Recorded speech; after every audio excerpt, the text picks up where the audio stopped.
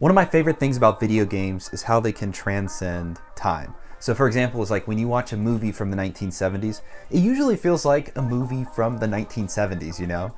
Music genres change, television changes, taste and culture really changes a lot. But every once in a while, a game comes along that doesn't just survive the passage of time. It seems to just completely ignore it.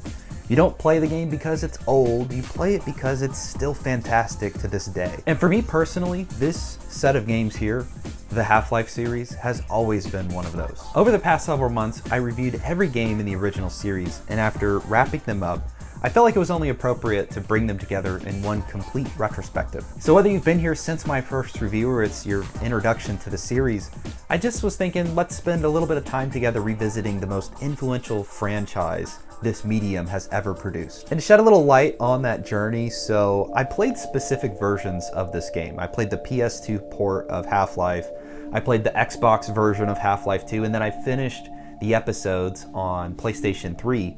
And these were all the ways that I had originally experienced these titles. And so, these games are reviewed with those lenses in mind. And before we jump in, I just wanted to say as well that if you enjoy long-form discussions about classic video games, I'd really appreciate if you'd consider liking the video and subscribing.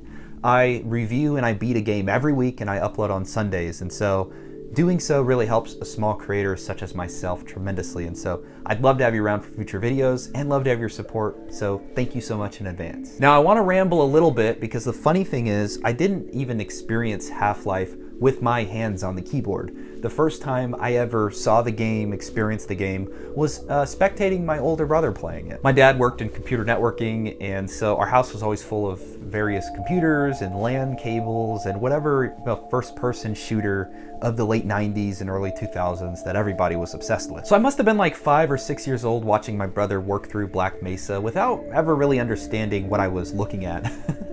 Only that I knew in that moment that it did feel different from anything else I had seen. And then a few years later on the PlayStation 2, I finally had the opportunity to play Half-Life myself, and not so long thereafter came Half-Life 2. And the funny thing about Half-Life 2 is I recall playing Ravenholm for the first time, my first experience with the game ever, at a family fun center, running around with the gravity gun, launching saw blades into zombies, just a few feet from the skee-ball machines was somehow like a perfectly normal childhood memory. And from there, Valve became part of growing up for me. I was addicted to Counter-Strike. I spent way too many hours in Gary's Mod and just hanging out on Steam with my friends back when it was, just a launcher for Half-Life plus a little extra, nothing else fancy to it. But funny enough, I didn't realize at the time that I was part of the evolution that would be the biggest success story in gaming history unfold in real time. So coming back to those games in my 30s was a little bit of a different experience because I'm not replaying them because I'm chasing nostalgia necessarily. I'm replaying them because I wanted to know if they still inspired that same sense of wonder that they did so many years ago. And the answer really surprised me because the games did not feel like relics of their time. They felt timeless instead. And that's not because the graphics themselves didn't age or something like that. It's because Valve was solving problems that are still relevant to this day. Environmental storytelling, physics, immersion, player agency. They weren't chasing trends, they were establishing ideas that would become the blueprint for modern game design. And that's why Half-Life's greatest legacy isn't simply that it changed first-person shooters, but that it encouraged millions of people to have a reason to install Steam. And without these games, Steam might have never become the platform we all take for granted today. And that is an incredible legacy. And so today, let's revisit the entire journey from Black Mesa to City 17 to the bittersweet end of episode 2. Let's get into it.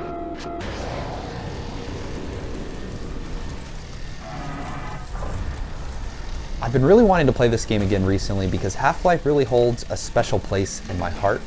And I remember it as mostly a niche PC game. Watching my brother play this game, Half-Life, just kind of looked like another first-person shooter to me at 5 in 1999. I didn't really know what it was, but I would eventually, some years later, get the opportunity to play through the game at a buddy's house, and took many fond memories from those nights of just running through Half-Life for the first time. And now that I'm a bit older, you can play Half-Life in so many ways. There's Half-Life Source, there's the Black Mesa mod, which got a full supported release, which was pretty cool. Super up-resed 4K Half-Life, that all really exists. But for me, I really wanted that good, that old school style of Half-Life.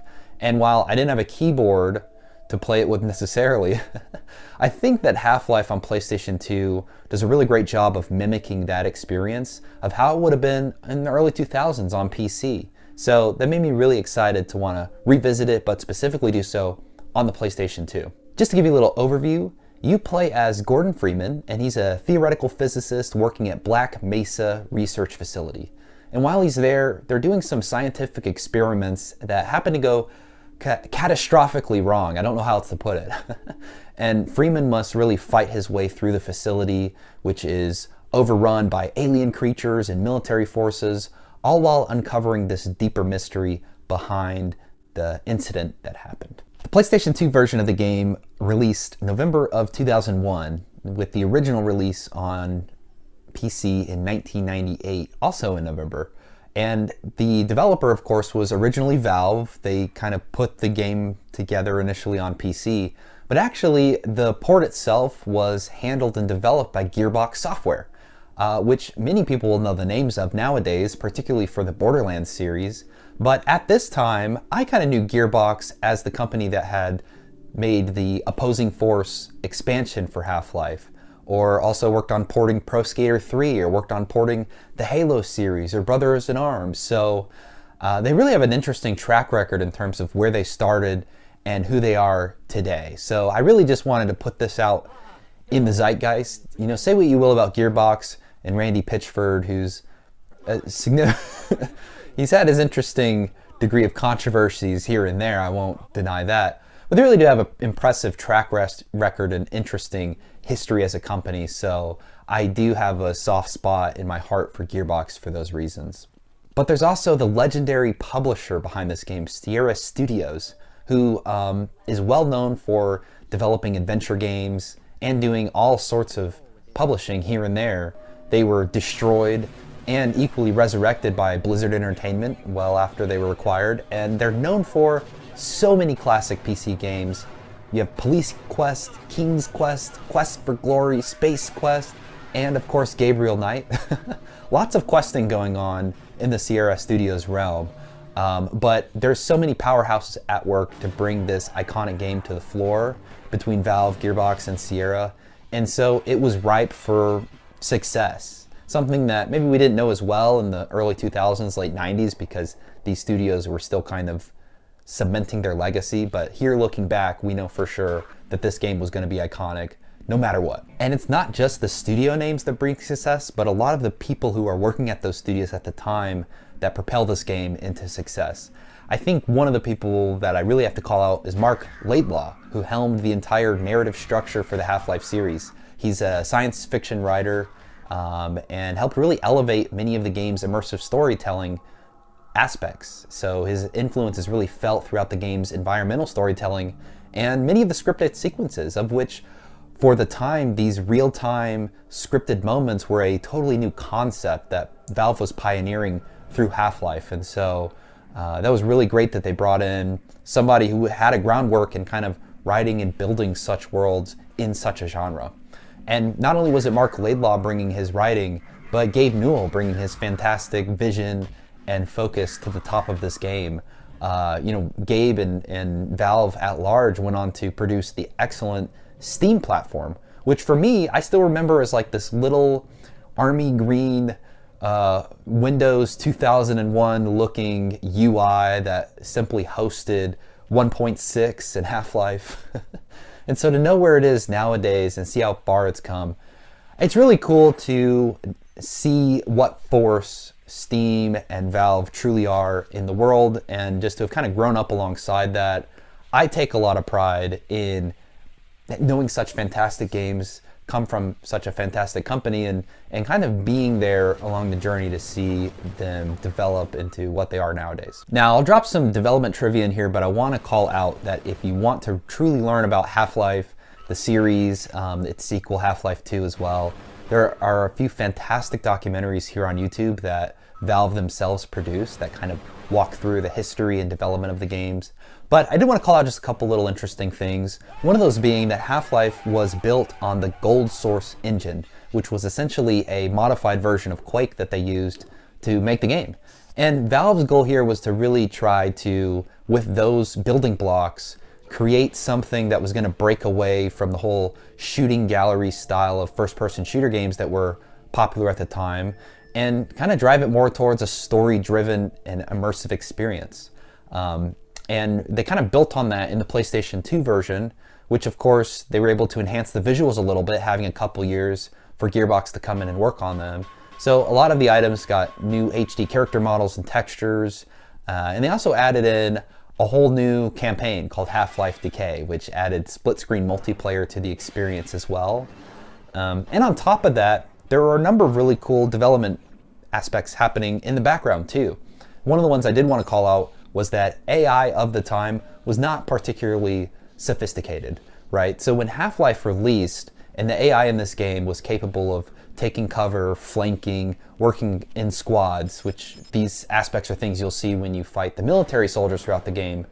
And these behaviors being so rare for 1998 video games, again, I just thought it was just so cool to know that playing this game, you're really experiencing a piece of the history of video game development, because it's a building block for so many of the things that we knew about video games for the decades to come. And of course, a game such as this still continues to influence what developers are doing nowadays. Needless to say, I could honestly talk about Half-Life and kind of its world and what it means to me for days and days, probably, if we sat down in a room together and just chatted about it on a sofa. But what I do want to do is move on to breaking down kind of the core aspects of the video game, share my thoughts on it having just replayed through it. And we'll start first kind of discussing the story at large.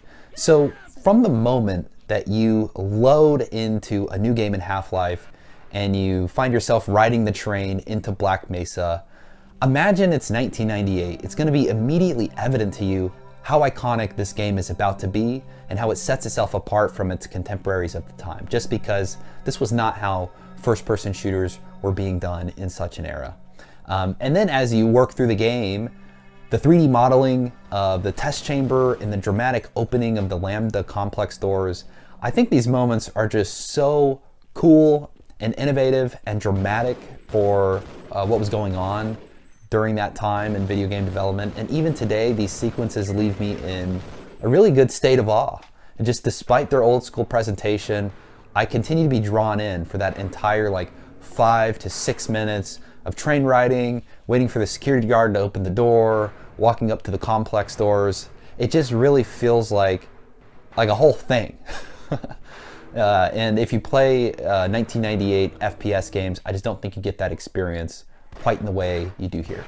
So the story itself really unfolds in a number of scripted events rather than cutscenes, something that you just didn't see again at the time. And this really does keep you immersed in the world overall, because you never end up leaving it. Whether you're in a cutscene or you're exploring the gameplay, you are there in the moment. Everything's rendered right in front of you for you to interact with and be a part of. And so while you're doing that, you're going to face alien threats and navigate military cover-ups and eventually enter this surreal world of Zen, this alien world which feels both creatively alien but also perfectly in-universe for what Valve was going for over the course of this game. So thematically, we're getting a lot of things such as scientific hubris, isolation, survival that permeates in this experience that Valve has set up for us.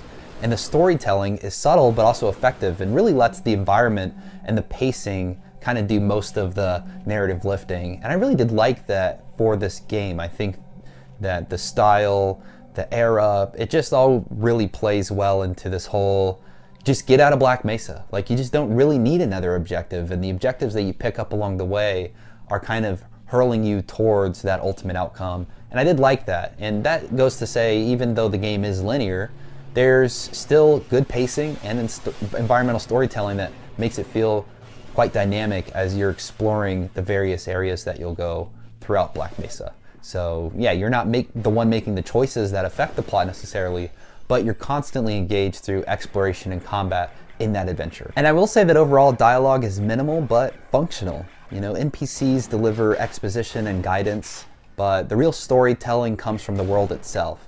And it's kind of got to, because when we think about a guy like Gordon Freeman, who's literally the figurehead of the silent protagonist in video games, starring here in his like main game, the original game, you know, you're gonna have to get a little bit of that. But I do enjoy the periodic moments that you come across where there's a security guard or scientist who shows up and gives you little guidance or tells you what needs to be done next to move on. Of course, right before you accidentally throw him into a head crab. Overall, though, what I really want to get at in the story aspects of Half-Life is that the adventure of escaping Black Mesa is truly a fun one, and you get to learn so much about Black Mesa by exploring the facility and going throughout, picking up easily on how the government's reacting, how the scientists feel, what experiments have wrought upon Black Mesa and the world by all of this happening, and all without a cutscene or a significant exposition piece. It's really impressive then and enjoyable now that the environments just do such a strong performance in the sense of telling us what's going on in this world.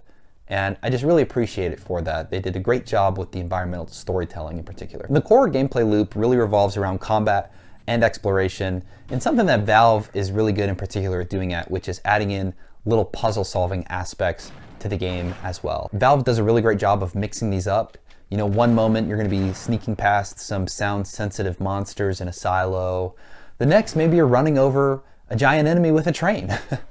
We get a little bit of everything here, and the objectives shift constantly, which really keeps the experience fresh when you're playing this game throughout. I'll say too that I found the gunplay to be tight and loud and exciting. However, there are occasional instances of screen tearing and slowdown, though they're not, you know, frequent enough to ruin the experiment or to be particularly notable. The game overall felt very well optimized, and I had a lot of fun with just chasing down enemies, or of course them chasing me down on occasions.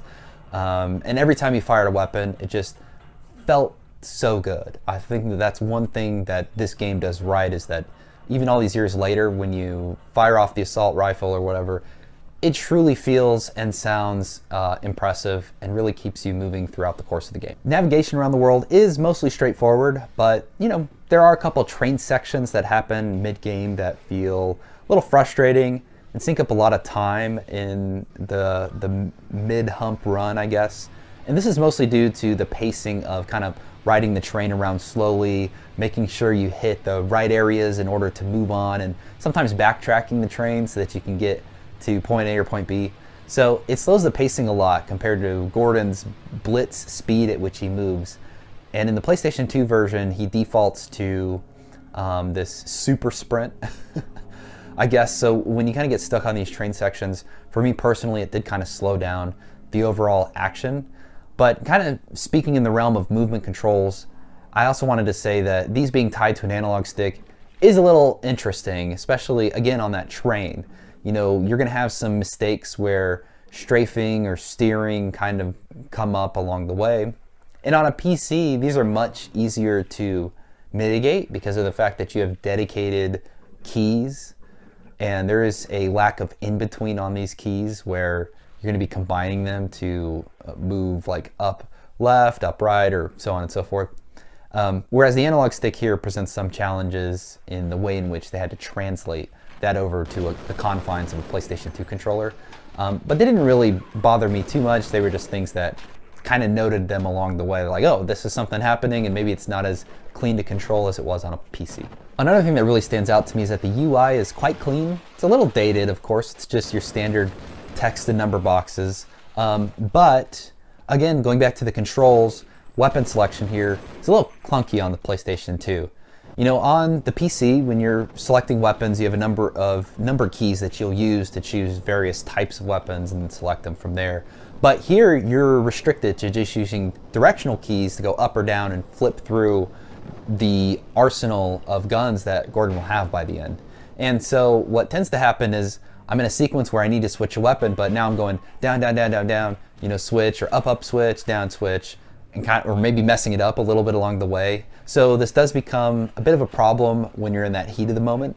I would have liked to have seen some way for Valve to maybe have implemented a next weapon or previous weapon key so that instead of me trying to find a specific weapon in an instance, I knew I could just press that, and then I'd have a new gun in my hands and I could begin to use that in a combat encounter. That would have definitely enhanced the flow of the gameplay and combat a little bit for me if they did something like that. There are a few other enhancements that we get in this PlayStation 2 version of the game. One of those that I thought was pretty interesting is that there's a unique feature to the PlayStation 2 version, which is an auto lock, which I thought was really interesting once I encountered it. So I will say that the way it works is pretty neat. You know, if you get your reticle on an enemy, you can then press this button to auto lock onto them.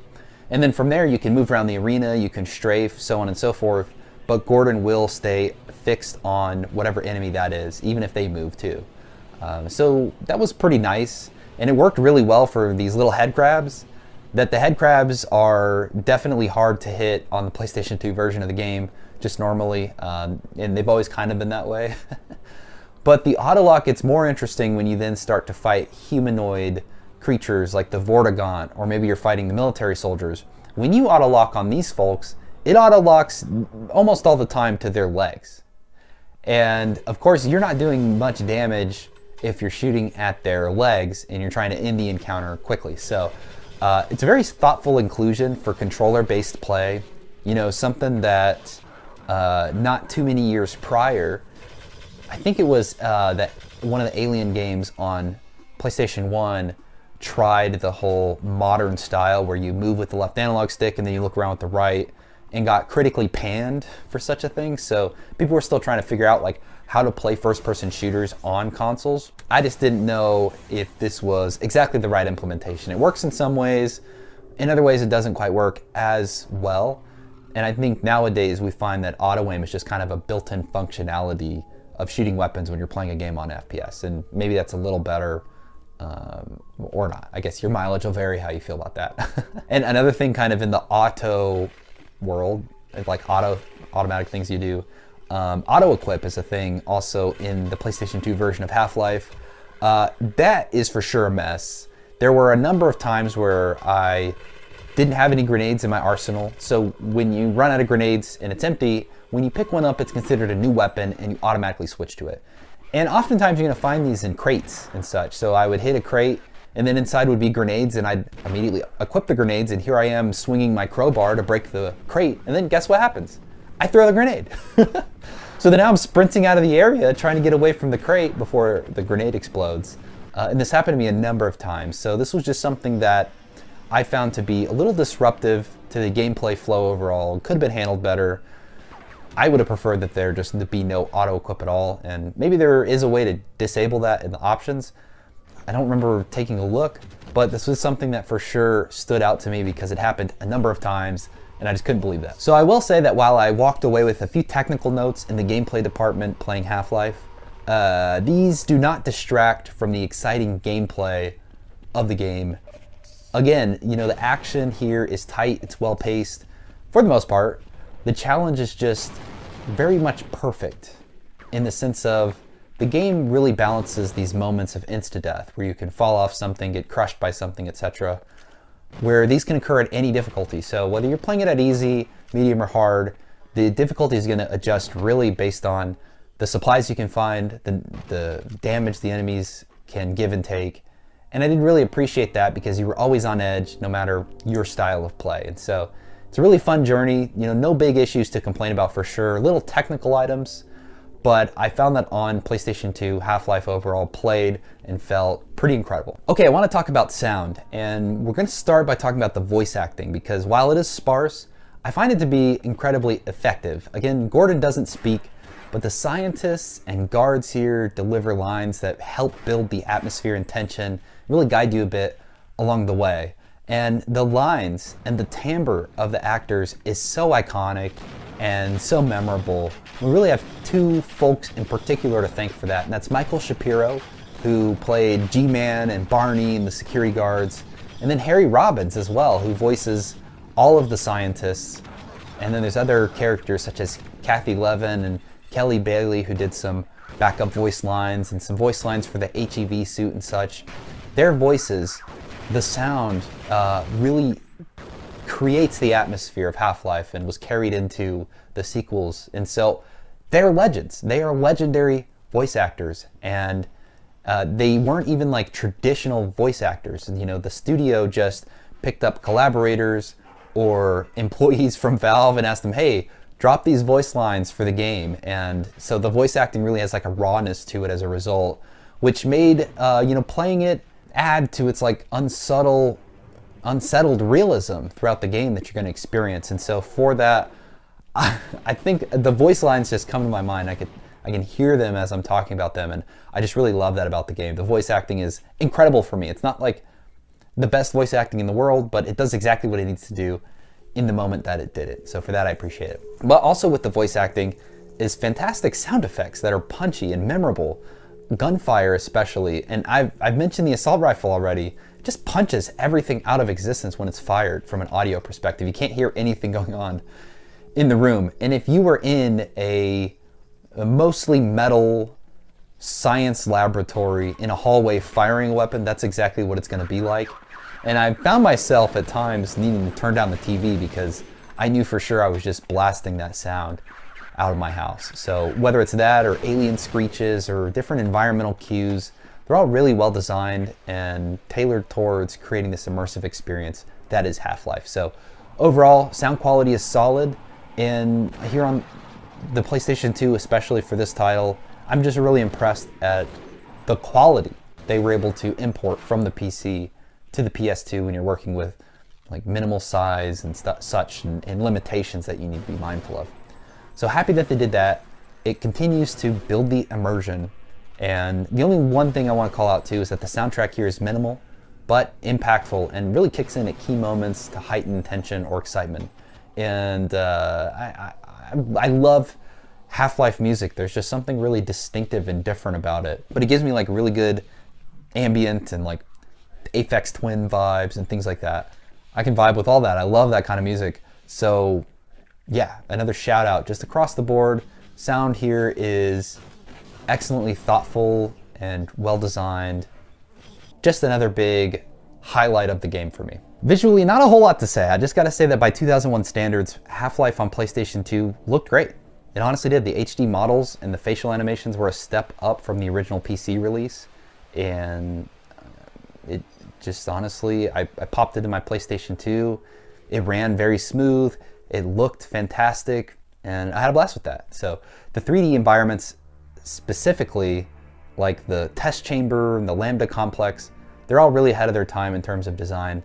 And I can understand that in 1998, this game would have blown you away if you installed it and played it on your PC.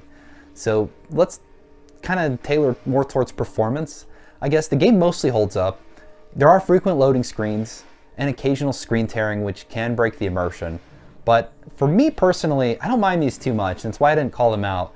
And that's because I grew up with this whole loading screen experience in all of these titles. You know, you'll in Half-Life 2 and its titles as well, you'll have these loading screens that pop in and load the new maps in a sequential way as you kind of complete chapters and such. Newer players might not have this history. Maybe computers now have gotten so powerful that you can just literally move into the next map because of how quickly it can load. So maybe that immersion breaking would be present for newer players. But for me, when I had an old hand-me-down PC from my dad and Half-Life 2, I wanted to play it, well, you did have to wait 20 seconds for the loading screen to pop up the new map so you can continue forward. And so that's just part of the nostalgia that I have for playing this game. It just wouldn't even feel right if that loading screen wasn't there. But it is something that I did have to call out because surely folks will have an experience where they see that and find it a little jarring. Not only do we have the base game, but I did also want to discuss Half-Life Decay as well in this review. I was originally going to play that campaign through and do its own video review and discuss the game at large, but we'll talk about it here briefly. I just want to say that having it exclusive on PlayStation 2, I really wanted to buy this game on PlayStation 2 so that I could specifically go and play that campaign.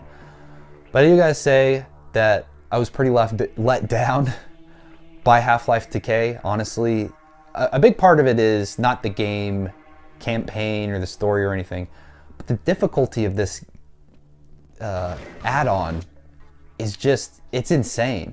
I guess apparently I tried to do some research on it, and the PlayStation 2 iteration is essentially glitched into its hardest difficulty or was intentionally designed to be that way. And there's no way in these mission-based structures to checkpoint or save. And sometimes these missions are like 30, 40 minutes or more. And so if you happen to fail, if one of the teammates dies, it's game over. You got to replay that entire section again. And so unless both players are Half-Life experts or really great at first-person shooters, you are going to get owned. There's no supplies, there's barely any health, and it's really not much fun to play this solo because you have to switch back frequently between the characters. And so honestly, what was going to be my biggest highlight for getting the PlayStation 2 version became something that I quickly panned and moved on from. So that was kind of a huge bummer for me. If you're watching this, I would love to know what you thought if you've played Half-Life Decay, because it was not the experience that I was anticipating. And I wish that I had a like gaming friend who could pop over who was also pretty well versed in playing first-person shooters, because I couldn't get somebody that could help me get the campaign done in such a way, and we left more frustrated than we did having fun. And so ultimately I kind of put that to the side. Yeah, overall, just let me know what you thought about Half-Life Decay, but kind of returning to concluding thoughts on the base game, Half-Life on the PlayStation 2, it's a fascinating port and one of the most influential FPS games ever made. So while it does carry some technical baggage, you know, that clunky weapon selection, auto-equipping issues, some pacing hiccups, I really do think it delivers a smooth gaming experience with tight gunplay and a dynamic level design, much in line with what Half-Life would have been like if you played it in the early 2000s on a PC. And so there are so many fantastic ways to experience the story and the game, but I really wanted, again, that original experience of what Half-Life was when I was a kid and I played it. And here on the PlayStation 2, I thought I really got that, and I was very happy with that experience. So the addition of things like auto lock on, the split screen co-op, they're really thoughtful. And even if Decay's difficulty glitch makes it hard to enjoy, I think ultimately it's a nostalgic and technically impressive package. And the base game is a version of the classic that I did love, and despite its age, it still manages to leave me in awe. I think Half-Life is just one of those games that I can really feel its influence when I play other video games, and I think about it constantly when I play first-person shooters, from silent protagonists to the way the world is structured, scripted events that are not based on pre-rendered cutscenes. You know, all of these things Valve really pioneered here, and it's easy to look back and see why those things were so successful for creating immersion and inviting the player into the world and asking them not to leave. But in 1998, all of this was really brave, to just try something different and do something that was not in line with, you know, the Quakes or the Unreal Tournaments or Doom or something like that. And so for Valve to step out on that line, I think they've been rewarded quite successfully to be one of the most influential gaming platforms and companies in this industry. And so just love this game. I love its legacy. I love the nostalgia I have for it. It's so fun to come back to, and it's a fantastic game that I really think everyone should play once, experience, to kind of understand one of the fundamental groundworks for modern gaming. It's really here. And the PlayStation version, PlayStation 2 version that is, does a really fantastic job of presenting it in its original form. So definitely check it out.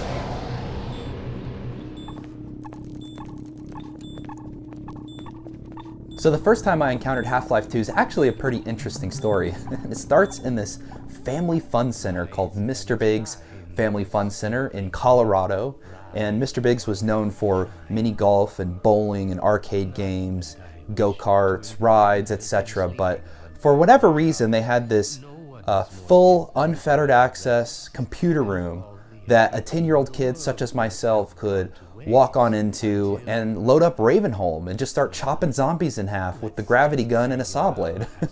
I'm not judging, but when I first experienced this title as a middle school kid, I kind of knew, all right, this is what I needed in my life, was a little bit of Half-Life 2. And from there spawned this kind of 5,000 or 6,000 hour-long obsession in my middle school years of playing Counter-Strike Source and Garry's Mod and the Half-Life games. And so nonetheless, this game was really a foundation for an entire era of gaming for me. And so I was excited to see if I could relive something akin to the original experience. And my original experience was playing the game on my dad's hand-me-down laptop, which ran like junk, and sometimes I'd have to load in, especially the water sections, on like low graphics settings so I could get it to run. But even then, I wanted to play the game, enjoy the title from front to back, and that's what I did as a kid. And when I was younger, and maybe consoles and PC gaming wasn't as evolved as it is nowadays, with so much discussion around power and GPUs and so on and so forth, you could totally live and survive and be happy with that, especially if you came from an era where you're playing Dark Forces and Dungeon Keeper, and things are made out of sprites and 2D animation often. Any 3D game just seemed to really blow it out of the water. That was Half-Life 2 for me. But I wanted to relive that, and I don't have one of those old laptops or mid-2000s rigs. So we're going to stick with the Xbox version, and I had a pretty interesting experience. So let's kind of talk a little bit about that. The Xbox version of Half-Life 2 came out right around November of 2005, and it was developed by Valve Corporation, who is also known nowadays for Portal, Left 4 Dead, Team Fortress 2. The funny thing about all those titles being that none of them are within the last decade or so. So come on, Valve, make a game. There are some other titles they've more recently released, but of course not as iconic. I did think it was cool that they decided to port this game in-house and not kind of go to a third party for it, and we'll talk a little bit about why. But they also published the game, of course. So just all around, this was kind of a first step for Valve to really get into the console space utilizing Source Engine. And so that was really big because it would open up avenues for them to begin exploring the Orange Box and getting that on Xbox 360 and PlayStation 3 in the future. So there's a lot of important reasons that Half-Life 2 being on Xbox needed to be kind of a success, and not only commercially but also technically.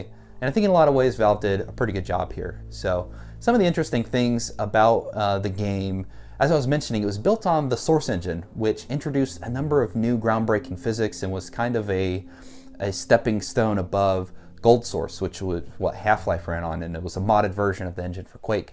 So we got, the physics, as I mentioned, facial animations, AI scripting, and this engine kind of built in called Havoc middleware allowed, objects to behave naturally, falling and bouncing and interacting with the world. And so, this created physics objects that could be employed in a number of puzzles, for instance, or used to change weight distribution or water levels in certain sections. So there's also like lip syncing technology that was really taking off at the time, and it looked fantastic in Source. So overall, Source was just a really cool stepping stone, and this game was a pilot to show off exactly what Source was capable of. But something really cool I don't think people talk about as much is Source Engine was designed from the get-go to be this modular engine that could be used, meaning that individual systems such as rendering or AI, these things were really easy to tap into and begin modifying without having to change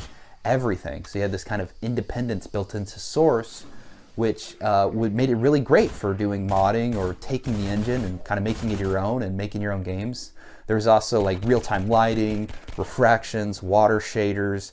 So 2004 is this huge evolution, and Valve is really pioneering a lot of it. And so that's why it was cool that they brought this to Xbox, because not only did they want to try from in-house to learn a little bit about how they could employ and show off Source on a console, but also there's just so much new technology that needs to get put onto these now years out consoles that were released. And if you compare the PS2 and the Xbox, and you think about Half-Life 2, you would not expect a game such as that to be on there. So overall, just really cool. And again, they took it in-house for the original Xbox, and they created a custom branch of Source. That's how they did it. So they optimized everything to kind of fit the console's limited hardware. So they did things such as like splitting maps and compressing assets and rewriting systems to fit within the 64 megabytes of RAM that the Xbox had to work with. But just overall, just very impressive. So I want to talk a little bit about the story overall, as well as my opinions of that story. So it all starts with this fantastic opening sequence, jumping in right where Half-Life 1 essentially ends. You're on a train, and G-Man's floating in your peripherals and telling you, hey man, it's time, wake up, do your thing. And you spend the first half hour of the game mostly exploring and just experiencing how the world has changed, like where Gordon is. If you hadn't been following what was going on and you jumped from Half-Life 1 to this, there's going to be a lot of new things for you to see, and the way in which they kind of build up to the first few action sequences is just epic, and it's really revolutionary. The whole real-time scripted events as you're walking around the lab and interacting with objects, and other characters are doing their own thing and talking and having conversations. Even in the mid to early 2000s, this was such a cool idea, and something that still Valve was proving there to be the pioneers of. And the build-up and the introduction to the characters, I think, is just so incredibly engaging. The way you meet Barney, interacting with Dr. Breen and his head crab pet, and meeting Alex, of course, who will go on to be a staple character in the following games. So just very fun, off the gun, basically. When we talk about dystopian cyberpunk worlds and such, I just don't think that Half-Life 2 gets brought up enough in that conversation. But if we were to just pay attention to the environments and the environmental storytelling kind of going on, City 17 is truly a standout and immersive world design. It has this really cool Eastern European architecture that's kind of oppressive, with this Combine presence looming, whether that's in its propaganda posters or it's the soldiers on the street. There's a really nice kind of ambient storytelling happening in the background that's creating this dystopian atmosphere that really feels alive. I think City 17 feels like a place that's functioning beyond Gordon Freeman, and I often think that's really hard for games to do. A great example is like the Grand Theft Auto games. They're so clearly designed with the character in mind. It's like the forefront that if you kind of step back and you think about the cars driving and the people going places, there's, for me, not enough to say that Grand Theft Auto feels alive in the sense of if you left and turned off the game, you would think it was still kind of rolling on. But City 17 does a really good job for me of painting that to be the case, because you'll spend a little time there and you'll disappear away, but when you come back to City 17, so much has changed, and you can tell that there's been this brooding kind of revolution right under the ground, right? So I always thought that was a super cool aspect of its world, and something that I don't think gets brought up enough. It's a really cool setting that they chose for the game. Ultimately, those details and NPC behaviors, the things you'll see and the places you'll go all really reinforce that aspect of the Combine world that is the future. As the game progresses, you, as Gordon Freeman, join the Resistance and navigate through these increasingly hostile environments, whether it's escaping City 17, going through Ravenholm and through the water sewer sections, and later through Nova Prospect and back to City 17, through NPC behaviors and the details of the world, especially in those like little quiet moment kind of places. And if you've played the game, you're going to know for sure what I'm describing there. The game just does such a really good job of telling its tale. And I really love some of the little aspects that we get into later in the game, such as when you're doing the assault on Nova Prospect and you meet these antlion buddies, and for a while you can control and befriend them, and you will take them on your journey and have them fighting the Combine for you. It kind of adds like these unique narrative twists throughout. The various ways in which you navigate and interact with the world really tell the story for us, and it has to do so quite well, because Gordon Freeman as a silent protagonist is not going to be there kind of filling us in along the way, even though you're going to have a lot of time where it's just you and Gordon traversing the environment. All said, my greatest memories of Half-Life 2 and its story are the pieces really up to and through Ravenholm. And the moment you drop into the mine and you kind of head back a little bit towards the city before heading out onto the coast, I fondly remember those aspects, because that part of the game I've played up to that point so many times, and then I've dropped it for some reason. I just love getting to Ravenholm and messing around with the zombies there. It's kind of like my favorite aspect of this title overall. And so when I did play through it fully this last time and went through the coast and then Nova Prospect and then back to the city and so on, I do have to say that the latter half of the game for me personally does lose a little bit of narrative momentum. So there become fewer character interactions once you get to the coast, and very long gameplay segments that sometimes can feel kind of disconnected from the emotional core of the game.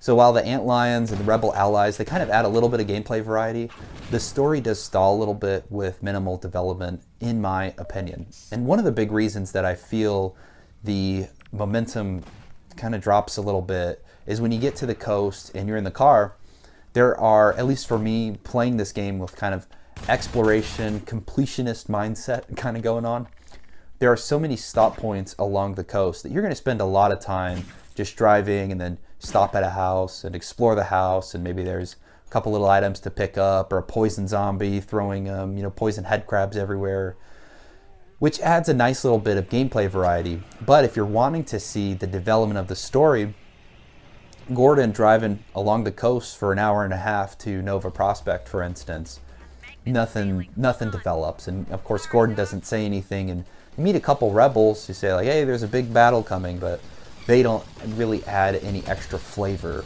to what's going on in the game. So just a personal critique, and because of that, I see myself all the time playing up to Ravenholm and through Ravenholm. I think that that's where you get the biggest core of the exciting action for me. And then the latter half is quite fun still from a gameplay aspect, but it does lose a little bit of a narrative steam. Overall, I found it neat how this game conquers themes of oppression and resistance and the consequences of unchecked ambition, something that continued to be developed upon from Half-Life 1. And the game really explores how individuals can challenge the authoritarian control through ingenuity and courage. And so I really did like kind of where the story went, and I felt like the rebellion against the Combine seemed somewhat realistic. One thing I would have liked to have seen is the Vortigaunts, of course, are here, and while they were not so friendly in the first game, they're pretty cool little buddies this time around. And we'd seen that the Vortigaunts can throw down. They can throw hands, and unfortunately, we don't see them fighting alongside the Resistance. Where did they go? I would have loved to have seen more Vortigaunt action when you get back to the city and you're in the main battles. Just would have been a fun thing. But the engagement with the story is pretty linear overall. It's enriched by a lot of exploration. There's so many optional paths and environmental storytelling in those optional paths that really kind of deepen the immersion without relying on player choice to make them happen. So I really did like that.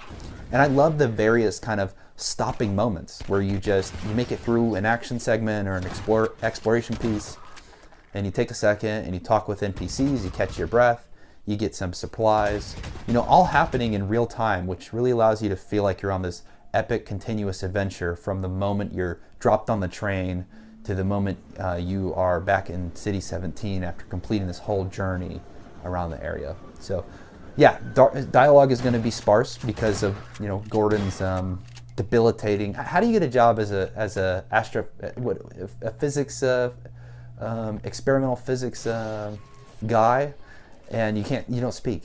I just would have loved to have seen Gordon in the lab, like his buddy's like, hey, did you put those compounds together, and what were the results of your study? And Gordon just looks at him and then runs away with a crowbar. Something like that, I don't know. But the characters around Gordon, they speak naturally and they speak with purpose, which really enhances the realism and emotional tone of the game. So overall, while the dialogue is sparse, I think it does a really good job of conveying the story or conveying the tone of the area you're in. And so I always really like that about Half-Life 2. Let's next talk a little bit about the gameplay. So structurally, the game is kind of this mix of combat, exploration, some physics-based puzzles as well. And that core loop is really just navigating the environments and fighting the Combine and zombies and antlions and so on and so forth, solving maybe a physics puzzle here or there, engaging in firefights. The first-person shooting is the style of this game, and it has a strong emphasis on the physics of the game as well. It's really like this fantastic tech demo of how you can interact with the world and how you can use it to solve problems. And that's where the gravity gun comes in. It allows for this creative problem solving and combat tactics. So whether that's picking up an explosive barrel and shooting it towards your enemies, or using it to take a saw blade and shoot the saw blade and chop a zombie in half. There's a lot of fun things you can do with the gravity gun, not just firefights, but also some collectible supplies. Might be behind a locked door, but there's a little broken piece on the wall above, so you can grab the items from behind the wall and you can shift them up over to you. So things like that are just really cool in the ways that Valve came up with creative ideas for the gravity gun. And the movement here, compared to Half-Life 1, feels a little more slippery. And I think this is due to analog stick acceleration. In Half-Life 1, for instance, when you were running and then you jumped and then you pressed down on the analog stick, Gordon would stop kind of immediately dead in the air and then fall to the ground. Whereas in Half-Life 2, I feel like Gordon has a little more momentum to his player character. So that could be the Havoc engine, these new physics designs that they've built into the game. But Gordon feels much weightier and much more in the world, which was something, as opposed to being like a game, which comes with its pros and cons. If you were doing some more accurate platforming, you really have to adjust your style compared to if you were doing that same movement in Half-Life 1. So levels here range from linear corridors to open world segments like Highway 17 and sand traps. These levels are varied in terms of their style. And these areas offer a lot of optional content, as I mentioned, that enhances the immersion when you're just kind of wandering through and exploring.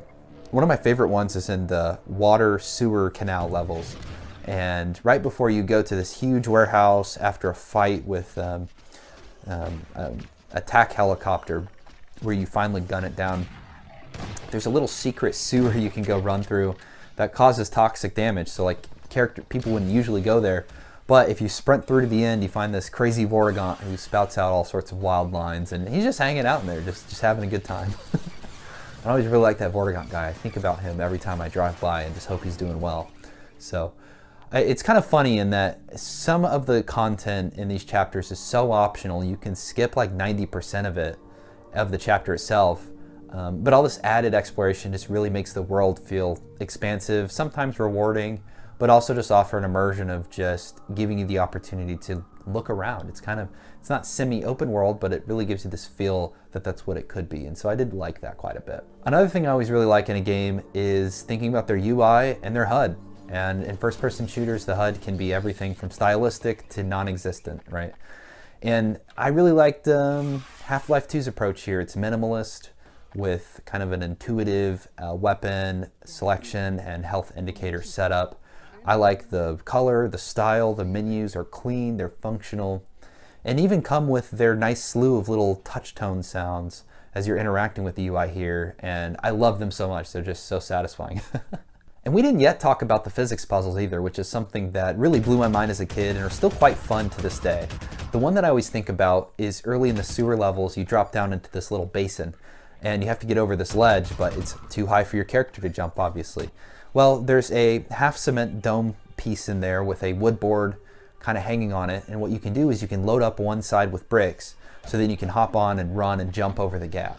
And I remember when I was a kid, and maybe as a kid my gaming experience wasn't as diverse as it is nowadays, but I had not experienced that in a game before. And just the concept of, oh, I can interact with the world and I can pick up these objects, so I can manipulate the world and use it to get where I need to go, was just quite mind-blowing in a lot of ways. And still to this day, I think many companies and developers don't utilize these concepts as adding a dimension to their game. It's like you explore, you fight enemies, that's the game, right? But Valve really takes an opportunity to say, hey, pause for a moment. Let's look around the world and solve this little puzzle. How do you get in this room? How do you jump this gap? Try to interact with the world and what we've built in it to give you that opportunity. And a lot of these puzzles, they don't take too long. They're just little treats. They show up and you solve and you get the little treat, right? And then you can move on or whatever. But they continue to really impress me in the sense of the game wants to give you an opportunity to try something different across its run. And so I really appreciated that. And even now to this day, a lot of these puzzles can feel quite clever and satisfying because we have not seen this evolve over time in the industry, which is something I'd like to see more of. Another thing I did want to call out, just in the gameplay realm, just some little miscellaneous items. I observed this in a lot of games, especially from this era. I don't know what it was, but when they designed NPC pathing and movement, there are a number of times in this game where you have to follow people, and Gordon's run is way too fast in the NPC, and walking as slow as you can is too slow. So you can just never find the right pace to keep up with the NPC, and that happens here in the game as well. It's not frustrating me. But it's something that whenever I experience it, I always think about those awkward kind of stop and go moments. And nowadays, I know exactly where they're walking, so I just run to the end or run into the elevator and just stand there. They're probably thinking like, what's wrong with Gordon? What is he doing here? Overall, though, the game is carried by its very cool combat. And combat is varied and engaging. So you'll find and fight combine soldiers, zombies, antlions, as I mentioned. I didn't even mention manhacks too, which are the bane of my existence, but are these little drones that fly around and have razor blades on them and wreak havoc in whatever environment they end up in. So the variety of enemies you'll fight across the game is really cool. And it's not just those, but also the combined soldiers. There's different types, different weapons that they have, and so on and so forth.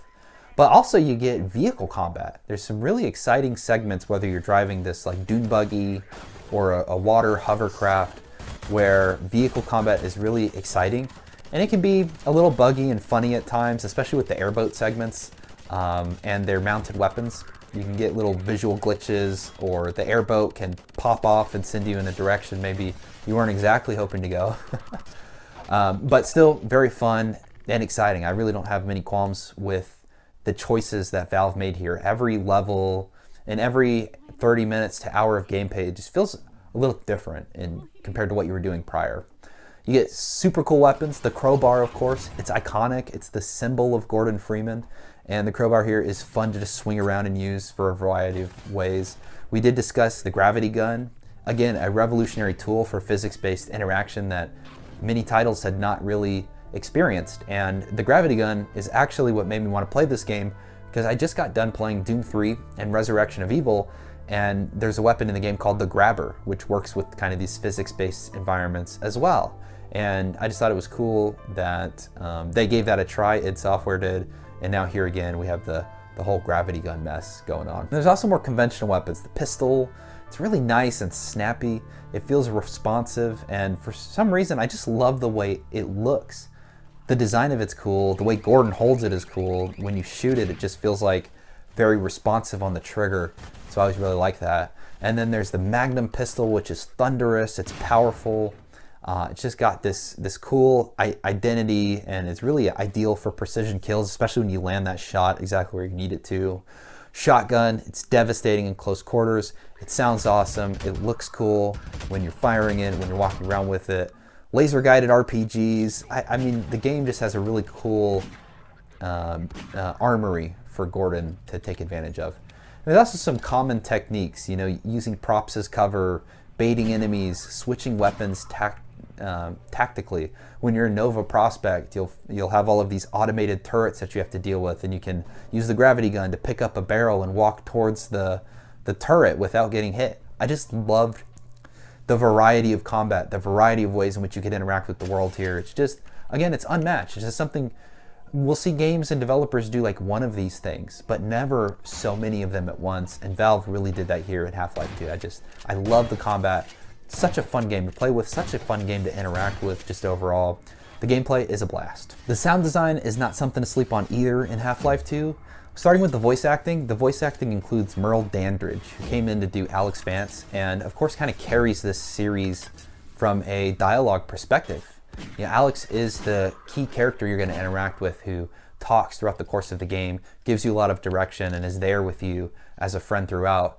And another person that really just brings it all is Robert Culp as Dr. Breen, just really owning the role and being the character, and so I really appreciated that. So they both deliver these like really grounded and memorable performances that elevate the sparse dialogue you're going to get from Gordon Freeman himself.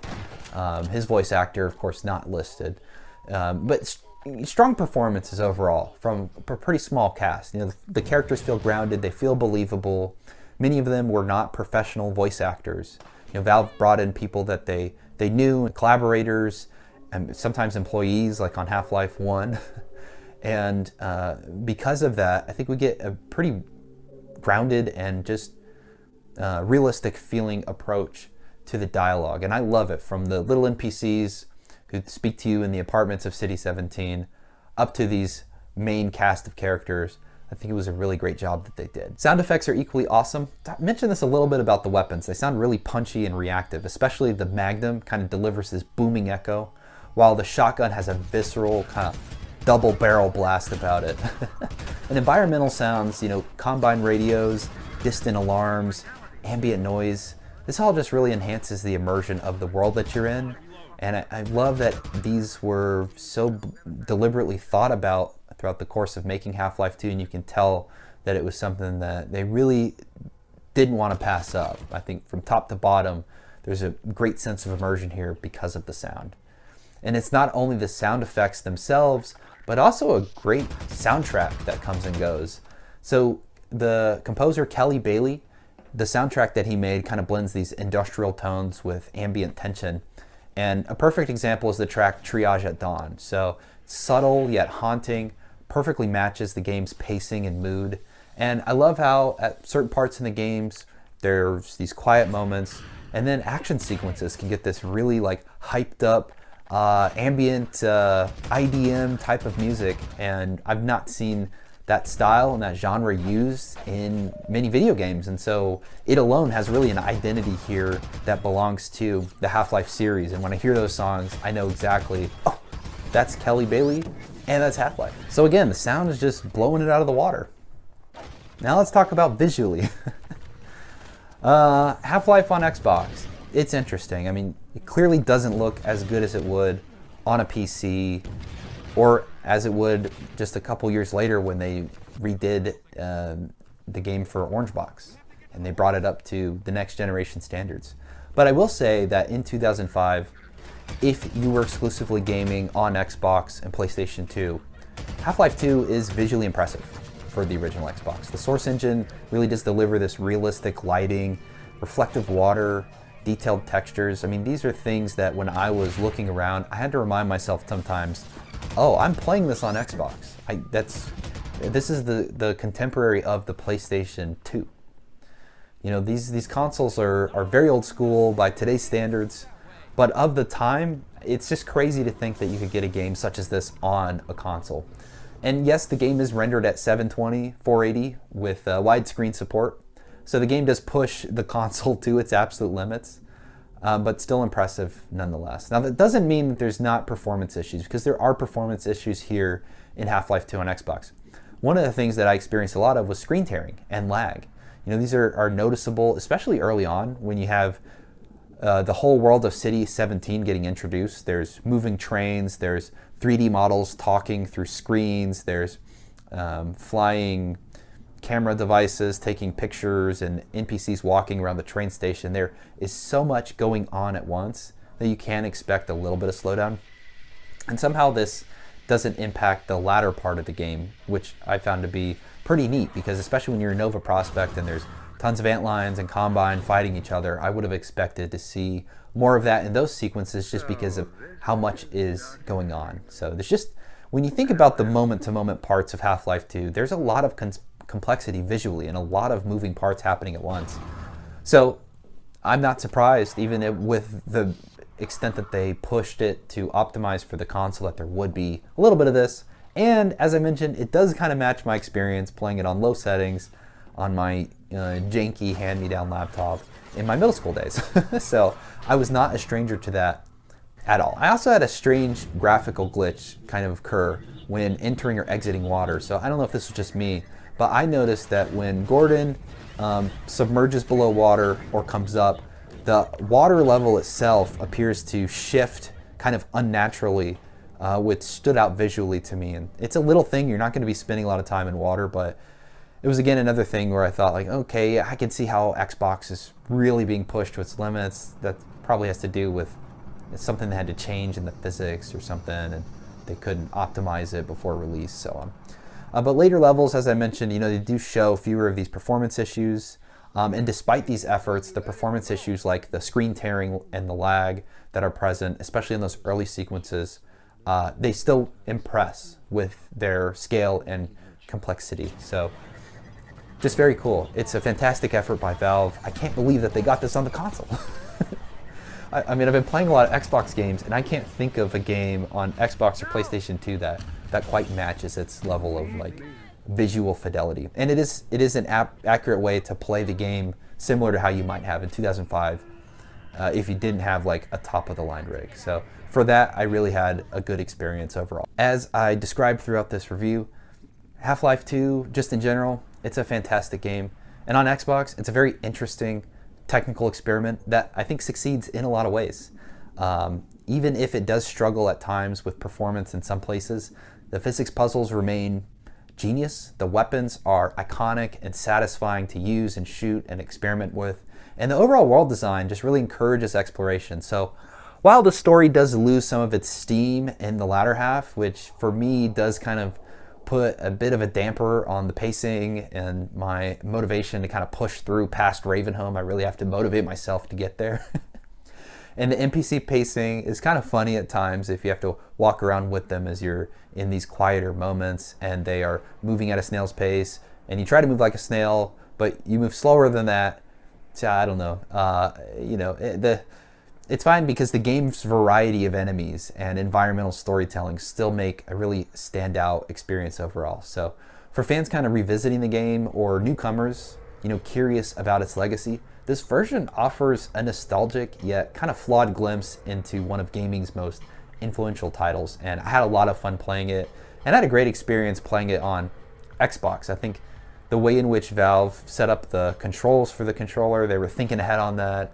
The way that they optimized the game, they were clearly trying to plan for what was going to become the orange box a handful of years later. And so overall, I had a lot of fun with it. It's really hard for me to talk bad about a Valve game. I just really think that they blew it out of the water here. The story of Half-Life 2 Episode 1 picks up immediately after the events of Half-Life 2.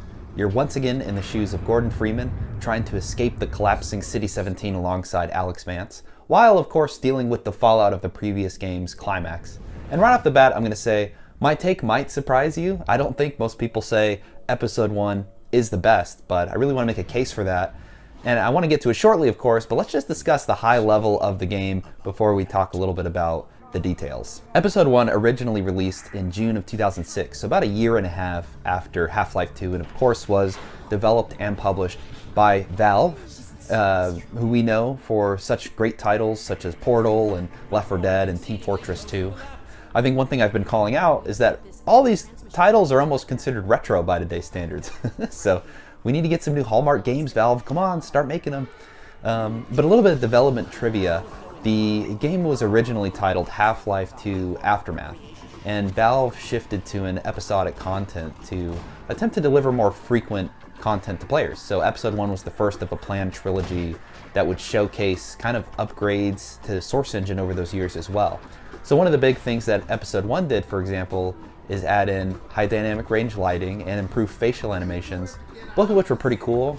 And I do have to say that HDR is, for me, kind of a little up in the air as to whether it's good or not still. I've used it to play games, and the PlayStation 5, for example, has a ton of games that support HDR, and my TV does, of course. But I've found that capturing footage and then trying to record it out to a broad audience makes it challenging to work with HDR because certain displays don't have it, certain softwares you can't render in it, or you have to render specifically in different ways, or you combine capture card gameplay with other camera setups that have HDR and it doesn't work. And then the same goes for translating it to video games. I've just never found that it does so much visually for me that it's super impressive. But that was a huge thing going on in the mid-2000s was HDR. This was like the new big technology. You know, a big idea behind releasing this episodic content, not only to display some of the updates to Source Engine along the way, was of course to offer more frequent content to gamers, as I mentioned. So they didn't want people waiting years and years to have to experience a little bit more of Half-Life. And here we are in 2025, and I mean, has that situation been alleviated? I don't know. We're still waiting for episode 3. Maybe, maybe not. It'll come along someday. Anyway, at some point in the development, Valve officially renamed the game to Episode 1 once they had committed to that more episodic structure. And this announcement also clarified that there was going to be a planned trilogy of these follow-up games to come. One of the things that was pretty cool is that the marketing emphasized Alex Vance's expanded role throughout this journey, and of course Gordon Freeman's continued journey through the collapse of City 17. And when the game was released, it was distributed both digitally via Steam as well as through retail channels. And Valve's use of Steam for distribution was still kind of in its infancy stages. It was a relatively novel concept still at the time, so Episode 1 really helped to solidify the platform's role in digital game delivery, because it was the first big launch title where it wasn't just like something you could download and run your games through, but now it was like, hey, you can go get this game and begin using Steam as a platform for purchasing and managing your games. I personally recall the days when I would go to Best Buy and surf the aisles for video games to check out, and on one occasional trip I went with my father and begged him to buy this game for me. We were living in Texas at the time, and didn't exactly have a lot of money and so on. But one thing that was really nice about Episode 1 was that it retailed for only $20. So it was a very quick, convincing conversation, at least from my perspective. And of course, once I got the game, I blitzed through it. And these little factors are one of the areas in which I want to start addressing the critiques that I've often heard about Episode 1. So right off the bat, I understand that this is surely a bit of a spicy take. It's not likely that a person's favorite Half-Life game is going to be this in-between title that's only a handful of hours long. If they were to choose, and of course I would say that Half-Life 2 as a whole, all the games are fantastic, and really nowadays you would play the games as one experience, but I do want to still think about them in the context of when they were released, and that they were individual titles themselves. So really just take a moment to hear me out. There are some pretty genuine and upfront critiques one could have against Episode 1, especially its shorter kind of 4 or 5 hour runtime, but that Valve did retail it for much cheaper and communicated this timeline up front in the marketing, and kind of explaining to the fans why they were going for this more episodic style in order to push out the content quicker, did kind of help alleviate some of those critiques, in my opinion. I've also heard that the limited innovation and recycled assets is also a common note amongst people that say, hey, Episode 1 wasn't that special. But I don't mind that too much personally, since it is a direct continuation from Half-Life 2. It makes it easier to jump in right away and play the game with a solid continuity. So for some as well, such as myself, this jump from console to PC or back really did make a huge uplift. So if you were going to play Episode 1, perhaps you experienced it for the first time when you picked up the orange box. And so if you played Half-Life 2 on Xbox and then moved to getting the orange box on 360 or PC or so on, you were going to have a very positive experience in terms of the quality improvement moving between the two titles. And so again, it's just something that I kind of brush off when I think about why I enjoy Episode 1 so much. There is finally as well the common complaint that the narrative bridge in which Episode 1 happens is really just this transitional episode that takes place between Half-Life 2 and Episode 2, where a lot of the big key moments are happening, and Episode 1 is just kind of this adventure that gets us from point A to B so we can experience those two titles. But one of the things I would argue is that if we ever got Episode 3 and got to see how ultimately all of that plays out, we might have a different vision in how we view Episode 2 as well, and a take that would probably be likely similar to how we think about Episode 1 today. One of the things that I think drives the community preference for Episode 2 over 1, I do believe has to do with the fact that the series kind of ended there, and ends on such a climax and a cliffhanger, which overall, when you think about it, really puts it in this pedestal of saying, hey, this is fantastic. I mean, look what happened, the drama around the game, and the freezing of development on Episode 3 and so on, and how long we've waited, certainly builds the hype and puts Episode 2 in this place of being the championed version of the two. But I do like Episode 2 a lot. I'm just saying that I think it's something that I can look past, because of the fact that in an alternate universe, we might have seen that title very differently, and maybe similar to how we think about Episode 1 even. All considered with those things in mind, I do understand that I have to defend the position that Episode 1 is the best, and it's my favorite, And I want to start with this philosophy, and it comes from an American chef and entrepreneur by the name of Thomas Keller. And if you've ever been to a fine dining restaurant, you would know right off the bat that there's this funny idea that when you go to the restaurant and you get these fancy, like get a pea mousse appetizer, it's so tiny. There's like, you get this tiny little spoon and you eat it and there's nothing to eat. You got like 2 calories out of the whole meal and boom, the dish is gone.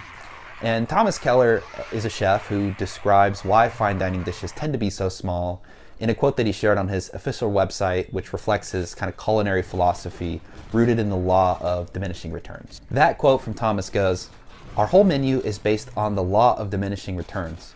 The most compelling portion of a dish is in the first 3 or 4 bites. And with the first bite, you're getting into it. By the second bite, you start to realize it. And it is the 3rd or 4th bites you get the maximum appreciation and pleasure from that dish. And you keep eating because of that memory of it being really extraordinary. But was it as good at the end as it was that 2nd, 3rd, or 4th bite? No, it typically isn't." This statement does a really good job of emulating and informing my perspective when playing video games on the discussion of content length, as really the quality and the excitement of me to want a little bit more out of that game is what I'm truly pursuing in the hopes of finding something that I'm really excited about. So if a game is shorter, to me it wouldn't necessarily mean it's worse than a longer game. On top of that, the first hour of the game is pretty heavily scripted with a lot of focus on building Alex's character. So of course she's prominently featured in Half-Life 2, but there are big spells of the game where you won't see Alex and won't interact with her. And this game really puts to the forefront that, hey, Alex Vance is going to be your companion throughout the run of this title. And I'll say that as a companion, I find her to be pretty okay. I love the performance that Alex brings to the table, and it's fun to have a companion along for the journey since Gordon doesn't really talk. But one of the things I always found funny about Alex's character throughout the titles is I found my philosophy clashing with hers at times in the series, and her approach to situations, doesn't really always align with the way that I would kind of make my way through it. So these early segments kind of feel slow and a bit unreal as I'm kind of working with Alex to get through them. That said, overall, the commitment to creating those tighter character dynamics is well done here by Valve throughout the course of the game. I think we really build into what will become episode 2 and your relationship with Alex and connection with some of the other characters you meet along the way. Another thing that the opening does that I did really appreciate is how it restricts your weapon use to just the gravity gun. I mean, you don't even get the crowbar until halfway through this episode, and it's a brilliant way to kind of open the game with a brilliant tool. One of the most iconic mechanics from Half-Life 2 is manipulation of its physics environments using the gravity gun. And this limitation opens up a lot of room for experimentation early on in this title. So, most players will probably default to blasting on zombies if they have an option, but if you lean into the physics sandbox, there's a lot of fun to be had. So whether you're on the Citadel trying to protect the elevator you're on from these massive structures that are collapsing around you, or are in the underground fighting zombies, and all you can really do is point your flashlight or for Alex to shoot, or pick up a box and shoot it at a zombie and use your environment to your advantage. I really did have a lot of fun with this mechanic, and I like that Valve highlighted it early on in the title. Later, you and Alex, after getting away from the Citadel, traverse the underground sections of City 17, and these areas, in my opinion, are a huge step up in engagement overall in Half-Life 2. So you're going to be fighting off antlions and zombies and combines a little bit in these pitch black tunnels. And as I mentioned, you're often using your flashlight not just to see around you, but to guide Alex's actions throughout the area, which was a really cool way to build on existing mechanics.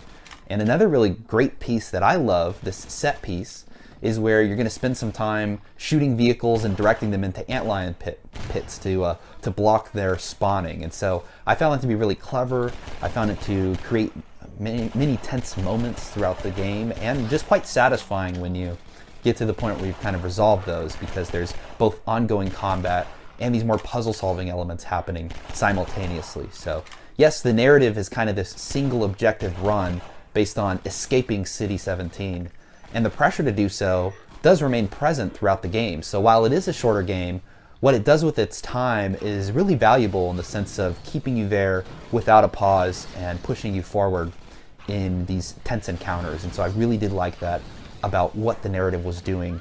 While it's not necessarily progressing the story, you're along for this experience that goes for what would realistically feel like your escape from a city, a few hours just to get out of there. This is of course accompanied by a story that is pretty linear as a result, with no real branching paths or player-driven choices. It's just a tightly scripted run, and that's what really works well for its pacing, but of course limits its replay variability.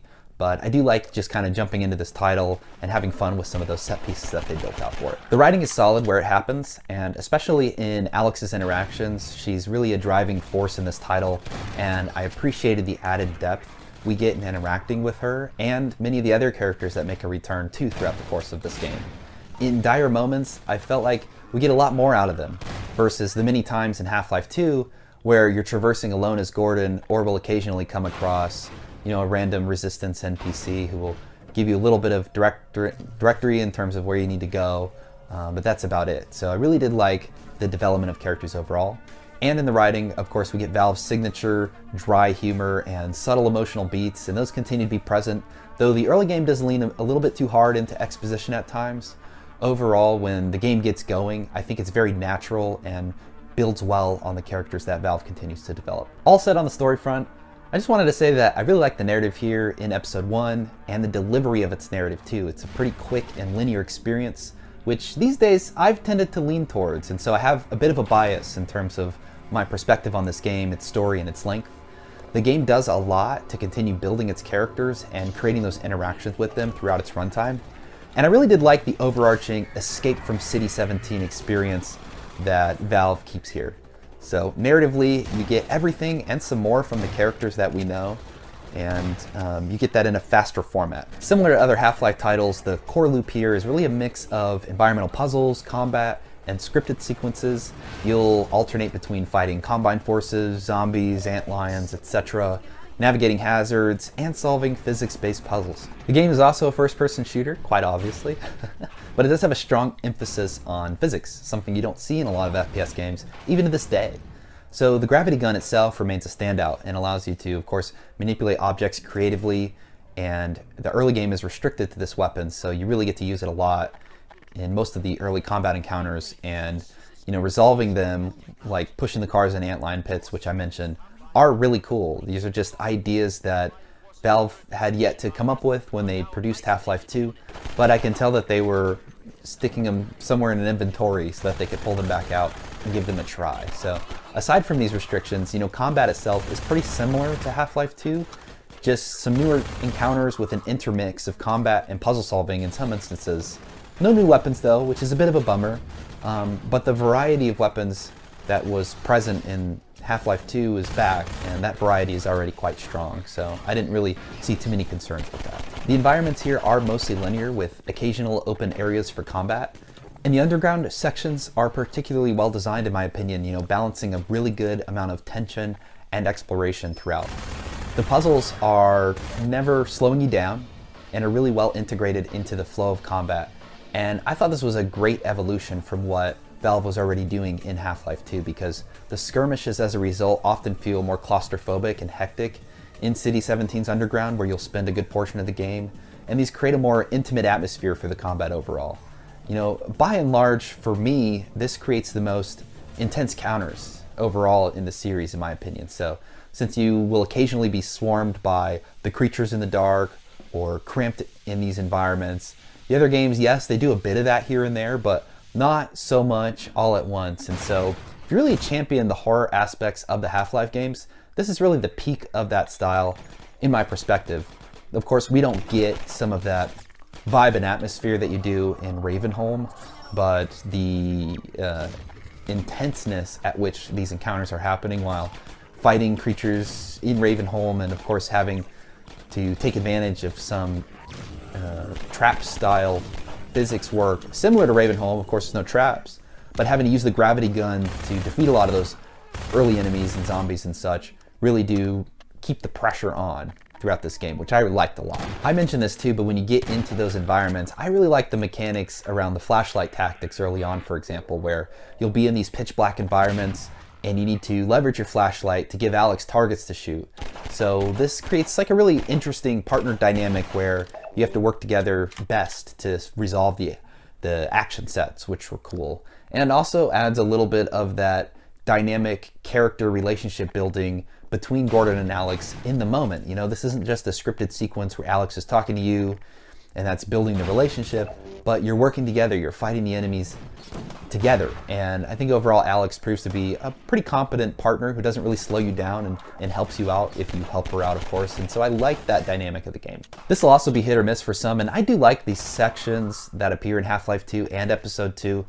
But another thing I wanted to call out that's not present here in Episode 1 is vehicle sections. So when you play either of those other titles, these sections take up a large portion of both of the gameplay experiences here and happen to be absent. So it's a bit of a win in my mind, because since these do not necessarily align with the Half-Life 1 design ethos at its core, where it's really all about traversal and gunplay and solving some of these puzzles, I think we really get the best distilled version, again, of simply what is the best of these three titles, which is just the action and the combat.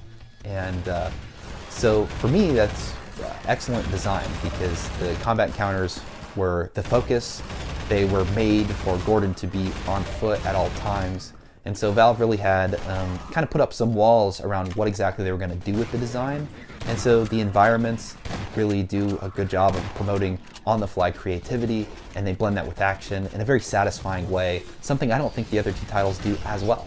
All in all, I find Half-Life 2 Episode 1 to have a really great slew of gameplay across its three core sections, which is the Citadel, the Underground, and then the final City 17 rooftop battles. There's a great deal of polish to every moment, and the action set pieces are interwoven well with puzzles and really keep the pressure on throughout the course of the game.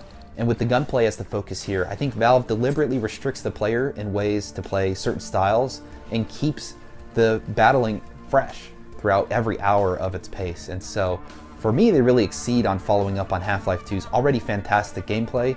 They build on it in very interesting and creative ways and keep the player engaged so that they can reach that finale, which is Half-Life 2 Episode 2. Something that continues to surprise me with this franchise is how fantastic the sound design is, from voice acting to the sound effects to the music, etc. And Alex here is voiced by Merle Dandridge, who brings a really good warmth and urgency to the role and kind of carries the game, in my opinion. Her performance helps to really ground the game's emotional beats, and being elevated into the game's starring role, essentially because she is the main voice actor for the title, is a perfect fit, because Merle is an excellent actor and brings a subtle and well done performance to the game. And while she's not the only one, I really don't have any other issues with other voices. They equally embody their characters, whether it's Barney or Breen or so on and so forth, or even just the random NPCs. They really feel part of the world, and I've always really liked that about the Half-Life games. The sound design too is really immersive, whether it's combine weapons or radio chatter, zombie groans in the dark, antlion insectoid screeches, you know, all of these create a palpably tense environment, and these cues are crisp and effective and really pull you into the world. And that's accompanied by a fantastic quality of sound. I think a big part of it is the spatial audio that's been designed into this game, which really helps build the tension, especially when you're in those darker areas. And Valve rendered the sound within the 3D environments themselves, which makes leveraging the audio to navigate and prepare for combat encounters even more effective on top of that. And I really like that if you're taking advantage of it. And the soundtrack is nothing to sleep on either. I love Kelly Bailey and his work, and he returns here, of course, to do the soundtrack for Episode 1. And in Episode 1, it's a little more atmospheric and a little more reactive. You know, this Half-Life 2 Episode 1 work didn't radically depart from previous compositions, but it did reflect a shift in kind of more tone-leaning, more ambient tension scoring to match the game's tighter pacing and darker environments. So one of the things that was newly incorporated here is Bailey did a little more of leaning into reactive scoring, and that's where kind of music swells or fades based on combat intensity or narrative beats or kind of whatever you're doing in the moment while playing the title. And so this really helped reinforce the feeling of urgency and collapse around City 17 without overwhelming the player with these kind of constant musical presences or cues. And so overall, I think this was really well done and just made for a great musical experience. All in all, the audio department crushed it. I think it's a really big thing that shines in these titles on top of what is already a fantastic story and gameplay. Just kind of like that little cherry on top, and one that I always look for, listen for, and I'm excited to talk about. So next thing I want to describe is a bit just in the visuals department, thinking about graphics, etc. And by 2006 standards, episode 1 really looked great. Technical lighting upgrades and facial animations were really cutting edge at the time, and Half-Life 2's character animations were definitely more in depth. You know, they allowed for more environmental cueing for Alex, for example, and you're going to spend a lot of time with her throughout the game, so that's super important. And as well kind of creates more character movements that are realistic in comparison to Half-Life 2. Just that little added bump begins to build this world and bring it to life in different ways that maybe we didn't notice so much in Half-Life 2. And I also love the dynamic aspects of the world as, you know, City 17 is crumbling and its infrastructure just creates this very interesting visual aesthetic. And newer technologies, of course, come into play too. Things like HDR, which I mentioned was new to this series in Half-Life 2 Episode 1. You get the underground sections, they're filled with this dense fog and flickering lights and reactive shadows, which really enhance the horror-like atmosphere, and were just totally excellent. Overall, when I think about the 3 titles across the Half-Life 2 series, this game to me has the most consistent and present and alive tone and vibe and atmosphere to it, which combined with thoughtful gameplay sections make for the best distilled version of a Half-Life experience. And that's something I want to keep badgering on is distilled, because when you think about the core of Half-Life games, for me I think Episode 1 does the best job of capturing that all in a bottle, a small little bottle for you to enjoy. And I like that, because if I ever want a bit more out of this game franchise, I know I can pick this title up in particular and beat it in an afternoon without any frills or drawn out sections that just allow me to really enjoy the gravity gun, the Half-Life 2 gameplay, and a little bit of variety from all the enemies that you meet across the course of either game. Yeah, overall it's really just hard for me to say anything bad about Half-Life 2 Episode 1, or have even a critical opinion that doesn't skew in a positive way. Half-Life 2 Episode 1 to me is a solid continuation of the series. Yes, for me it kind of stumbles a little bit out of the gate. You know, the Citadel opening is a bit dull and structurally incoherent, and the early focus on Alex, while narratively justified, does slow the pace. But still, the gravity gun focused gameplay and the underground set pieces redeem the experience for me. Episode 1 definitely has some of my favorite action set pieces, and whether you're getting ambushed by zombies as you collapse through an apartment floor, or battling antlions across a multi-tiered parking structure while you're searching for vehicles to block their pits with, I just thought it was really cool that these set pieces were so well thought out and put together. These moments of like flashlight guided combat and physics-based puzzles are really where the game shines, and I think does a really good job of summarizing the strengths of Valve as a company and the games they make, which is this intermix of excellent gunplay and also very creative physics puzzles. You get those kind of split out across the other titles, but here they really thought about how to put them together and create pieces that were going to make the player very excited and find themselves in tense encounters, and I think it just does it a little better than the other games, and that's what I love so much about the title. Going back to the chef Thomas Keller's philosophy, Half-Life 2 Episode 1 for me is that third bite in the Half-Life 2 experience. Across the first game, we get the taste and we begin to realize exactly what this journey is going to be like. And now is where the fun really begins, is when we open up Episode 1 and make that transitional bridge towards what will be the grand finale, Episode 2, and its kind of brilliant arc. So I really did appreciate that about the game, and just because it's that in-between bite, it's still an important one that really opens up avenues for us to see what's coming, but also know where we are now. It doesn't take us far, and it doesn't open up new avenues necessarily, but I really like this game's story and where it's taking us. It built a lot of hype for me once I completed it back in the day, and of course, right as I completed it this week playing it, and made it so easy for me to dive into Episode 2 without having to think whether I wanted to or not. And all in all, it could be my favorite Half-Life experience for its tight gameplay, its narrative development. You could dive in at any time, with or without background knowledge on the series, and really have a great time with this title, and you can beat it in an afternoon. So, you know, put all that together, and you get anything that a Half-Life game is going to offer in the best distilled way. And those are the reasons that I champion Half-Life 2 Episode 1 so much, and why I think you should reconsider where it stands in your overall ranking, because I think it's an excellent game, and one that does a lot for me to just enjoy the Half-Life 2 experience overall.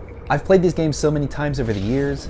Coming into this, of course, for me, Half-Life 2 Episode 1 wasn't that highlight. I wasn't expecting to enjoy it as much as I did, but it really did blow me away overall in its structure, in its gameplay, and I had a lot of fun playing it, and I think that the quality of that experience really speaks for itself. Yes, it's not the longest Half-Life game. It has a little more of a restricted gameplay style and narrative experience because it's really just this transitional bridge between the second and Episode 2, and we're really just escaping the game. It has one core objective. But I love all those things about it, and I really appreciated it for what it was.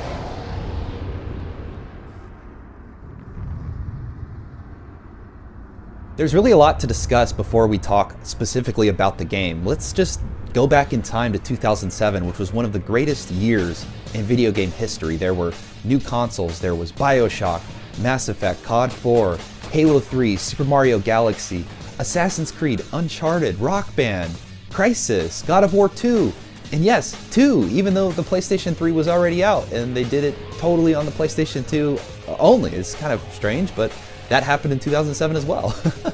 I mean, modern gaming wouldn't probably even exist in the same way if it was not for this year, because some of the most well-known franchises were either born from it or built upon their continued success in it. And yet here I was, about 13 years old, the perfect age for consuming all of this, yet instead, playing Counter-Strike Source 10 hours a day all summer. But when E3 2007 rolled around and the Orange Box had an official, lengthy trailer that was shown off by Valve, so much changed. Valve announced that they were putting together the Orange Box as a way to launch 3 major titles that were all wrapping up development right around the same time, and that included Half-Life 2 Episode 2, Portal, and Team Fortress 2. Now, normally when you hear game bundle, the first thing you think of is not like brand new titles coming out. It's more like old games repackaged to squeeze out a few more sales. But Valve really flipped that idea on its head, and they bundled these 3 games that were brand new, high quality titles, highly anticipated games, plus Half-Life 2 and Episode 1 into one box. It was an insane value, and honestly, an action like this has not been replicated in the gaming industry since. One of the funny things that I know is that the name is pretty much accidental. The box was nearly white at first, but the team eventually went with this orange color to kind of match the Half-Life series iconic color palette and identity. So simple, bold, yet instantly recognizable. The legacy of the Orange Box was huge as well. I mean, Portal became a surprise hit and just a total meme machine. And if you were living in that time playing video games, you absolutely knew everything about the cake, whether it was a lie or not. We all know the truth there, right? Team Fortress 2 really redefined multiplayer shooters with its class-based gameplay and stylized art. I think something we've seen heavily inspired the space over the years. And Episode 2 really pushed Half-Life's story forward in a really big way, and this bundle helped cement Valve's reputation for innovation and generosity, and is still remembered today as one of the greatest gaming compilations ever released. Now here in 2025 is where things get a little more bittersweet, I have to say. After the Orange Box, Valve was riding high on critically acclaimed games, a loyal fan base, and a reputation for pushing boundaries.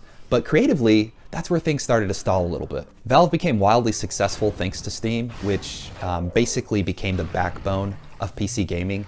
But that success really came at a cost, and instead of continuing to build on the momentum with Half-Life 3 or more like story-driven titles, they instead shifted gears kind of hard into the multiplayer space and service-based games. And what we got instead was like Dota 2, Counter-Strike Go, and a whole lot of hats and a whole lot of skins. Great games, sure, but they weren't the kind of narrative experiences that made Valve legendary. And let's not forget the major cliffhanger at the end of Episode 2.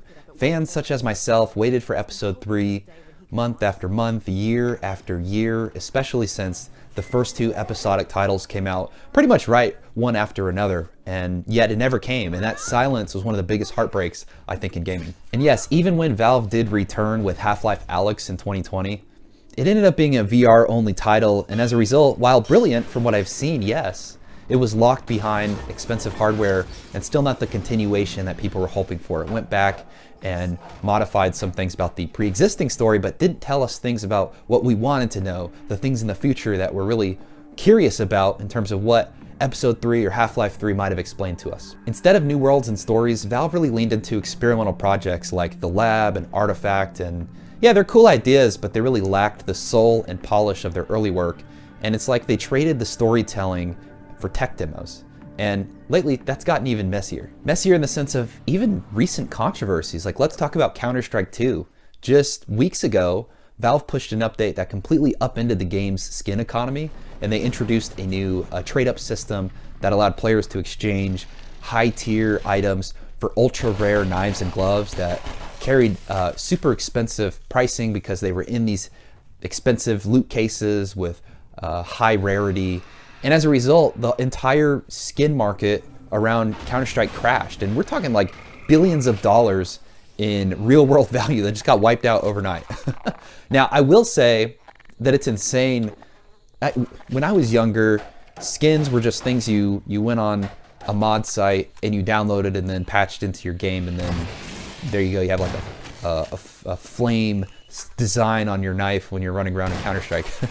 So for it to be this out of control is, I just find it personally insane. I don't know who out there is dropping this kind of money on skins, but you know, it shouldn't be that a video game update would basically have its own economic market larger than some country's GDP even.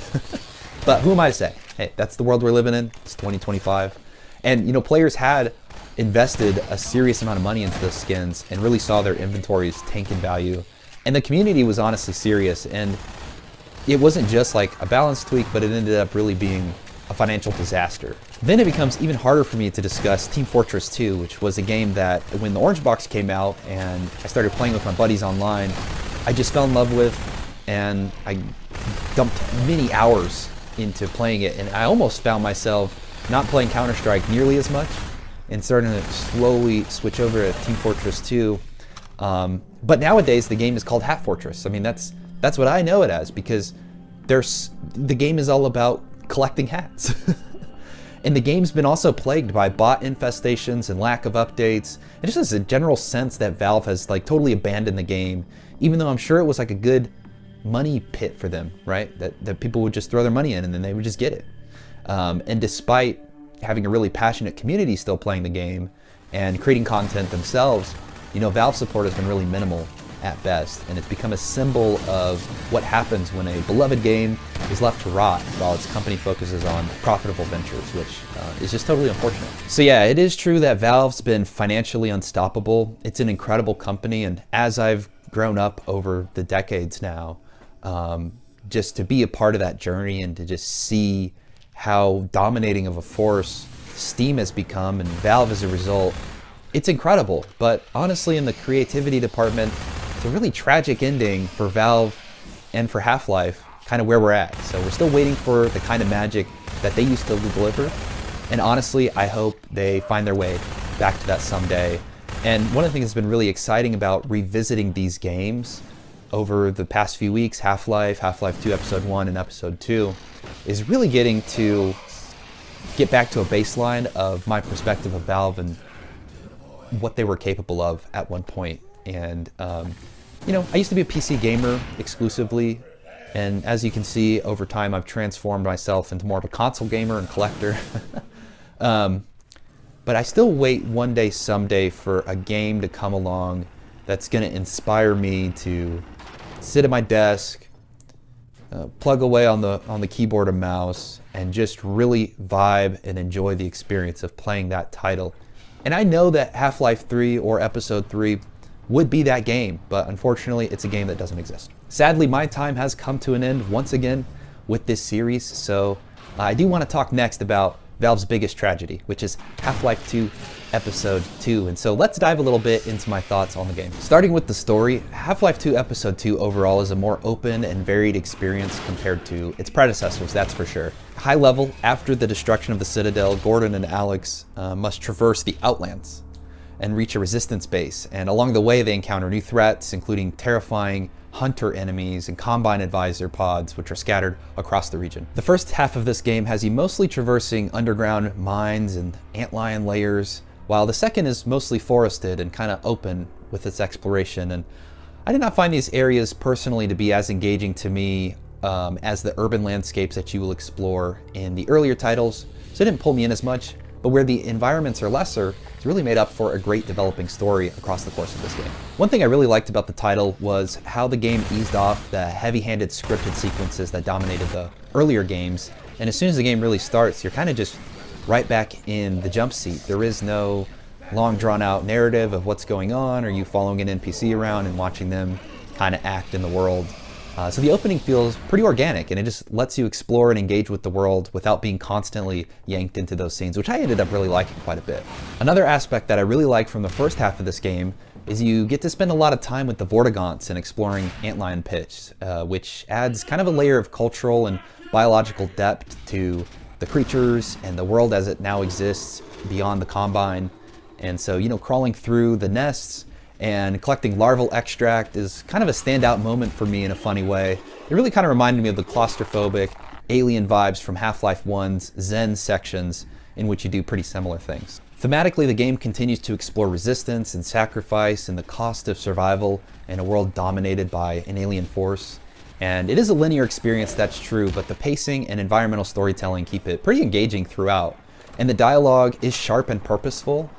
You'll hear a lot from Alex and the Vortigaunts during this title, and they really offer both emotional weight and world-building insight that is really engaging and continues to have me invested as a player as to kind of where we're leading to across the course of the game. So what's genuinely saddest about playing through this is I honestly really enjoyed where the story was going in episode 2.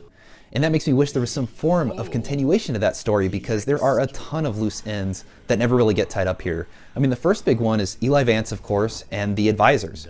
Who are the advisors? What role do they play in the Combine? What are their origins? How do they communicate? I'm sure these are things Valve would have answered for us if we got a third title. And then there's also the Borealis, and a ship vessel that was owned by Aperture Science, who is a big entity in the Portal games.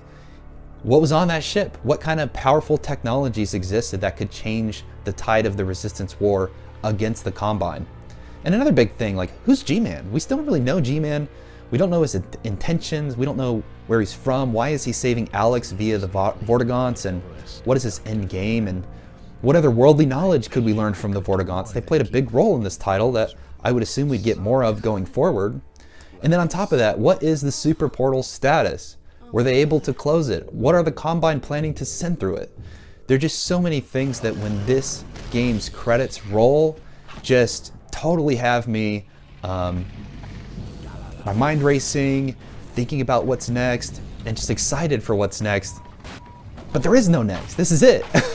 And that drives me so crazy. Yes, these cliffhangers were absolutely designed to lead into episode 3 or Half-Life 3, but with no continuation in sight, they've really just become legendary loose threads in gaming history, and fans have speculated over time and theorized and even created mods to kind of try to fill the gaps, but the official story itself remains frozen in time. So it's kind of funny to say, it's not just that it ends on a cliffhanger, but it really ends on the ultimate cliffhanger overall. This game could vote. It's 18 years old. Where is the third game? I just find that to be so crazy, and in a moment so raw and so pivotal how it ends, that it just practically begs for resolution, and you can feel the momentum building and the pieces aligning for something massive, whether that's the mystery of the advisors or the looming threat of the Super Portal, the enigma of the Borealis and its ties to Aperture Science and to the Portal games, and of course G-Man's cryptic manipulation of Alex and Gordon. It's all there, just really teed up for a final act that it doesn't seem like we're ever gonna get. Yeah, so instead we're left with silence. No episode 3, no Half-Life 3, just kind of a void where the chapter should have been. And that absence has become part of the game's legacy, an unfinished symphony that echoes through gaming history. It's really a testament to how deeply this world resonated with players that even now, nearly 2 decades later, we're still asking the same questions and still hoping for answers, still waiting for the story to continue. So overall, I really enjoyed the narrative in episode 2. I think what makes it so good, and I would probably revisit this conclusion should a third game ever come out, but that it is the ending, and it ends in such a way that it does, and it's crazy. But yeah, just so many open questions, so many loose threads, the ultimate cliffhanger. It's really brutal. I could rant all day about the story, honestly, so let's just move on and talk a bit about the gameplay experience. At its core, Episodes 2 still sticks to the tried and true Half-Life formula. You have these tight shooting mechanics, these physics-based puzzles, these scripted set pieces, and you'll fight through combined soldiers, zombies, and new enemies, the hunters, which are sleek and fast, and these aggressive creatures that stalk you with surprising intelligence. And I really liked fighting them, I gotta be honest, though. Once you kind of get a feel for them, there are a lot of hunters in the game, and they do become a one-trick pony, because what I started to do is realize that a few well-placed shotgun blasts alone could drop them, and so the tactical challenge did fade itself. But still, I thought their AI was really impressive. Both the animations and the environmental awareness that these enemies employ is just very, very top tier, and I don't think it's often seen in games, so it's a really good reminder of how far AI has come, or how far it's fallen in some modern games, to be honest. One thing I observed that didn't really stand out to me when I was younger, but now replaying these games does, is that there's a number of gameplay sections in this game that are very wave-based in their set pieces. Something that I didn't see so much in Episode 1 or Half-Life 2. And they have some pretty solid setups, to be honest. So they did require a bit of thinking or endurance to push through, and I found the environments allowed for creative thinking on the fly and made it really fun. So for a great example, the one in the underground with the antlions and the turrets that you set up and have to move around is fantastic fun, even if maybe it did go on like one wave too long. And now that I think about it, similarly, you know, the Strider ending, or when you're getting the muscle car, you gotta fight through zombie waves, or you get put in a pit and then they come out from all different angles. And this game has a lot of those now that I think about it. Some tower defense-esque moments that I don't quite remember being in those other titles, but was an interesting evolution.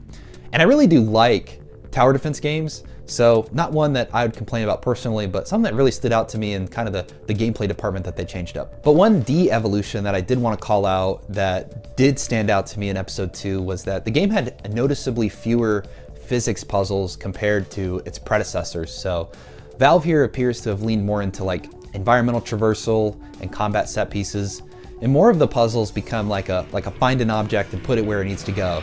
You know, a generator battery or plug in a thing. And one I thought was pretty cool here was the bridge road seesaw.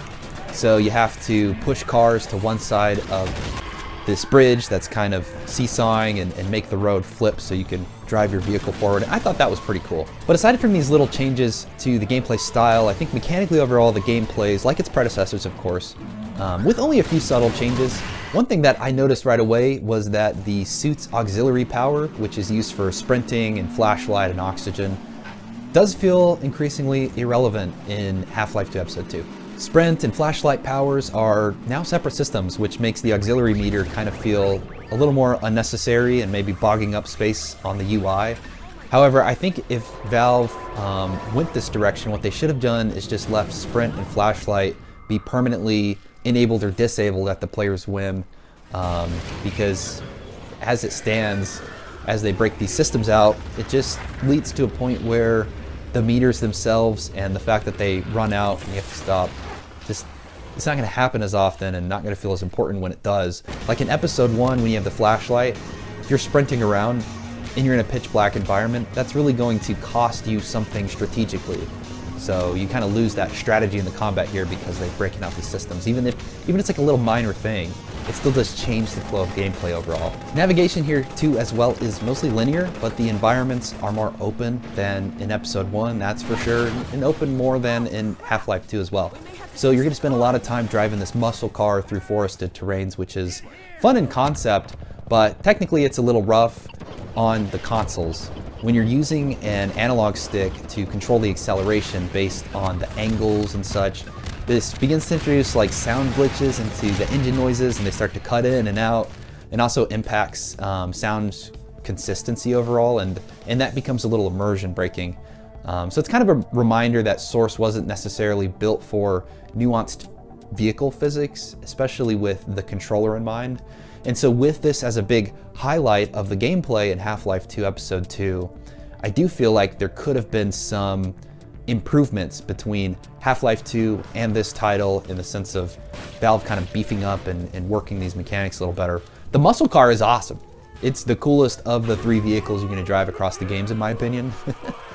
But it would have been nice to see more of the sound consistencies addressed, and also just see the fluidity of controlling the vehicle improved as well, as it really just kind of handles and feels like you're still playing Half-Life 2 itself. One thing I always like to look at is the HUD in a game, and here it's clean and familiar. It has minimal distractions. It's just as it has been in Episode 1 and Half-Life 2, so pretty functional, though not particularly stylish. It's what we've come to expect out of Half-Life 2 Episode 2, and don't really have many improvements overall to the system. I thought it worked pretty well on the console. One thing I thought was funny, and I address in the Episode 1 review that I did last week on the channel, is length of the game. So I played Episode 1, it took me a few hours to beat, and one of the critical opinions that I've seen about the game is it's just way too short to be a gem compared to Half-Life 2 and Episode 2. But when I went back and I looked at all of my recorded footage, which I picked up from the moment I started playing the game to finishing the game, I beat the game in about 5 to 5.5 hours. And maybe part of that is being quite familiar with the game itself. But that incremental, it's really not that big of a difference from Episode 1. And comparatively, if you think about all 3 titles together as one game, which is how we would probably, most people would view it nowadays, since you can just pick up the orange box or whatever and play them all back to back. You know, it's like a good 30-hour experience, right? But this was a critical opinion seen in Episode 1, and I haven't seen so many folks talk about it for Episode 2. I just wanted to call out that my experience was that these games are pretty similar in length, and so that, for me, emboldens my belief that Episode 1 is the best title in the Half-Life series. And now I'm just playing with you guys.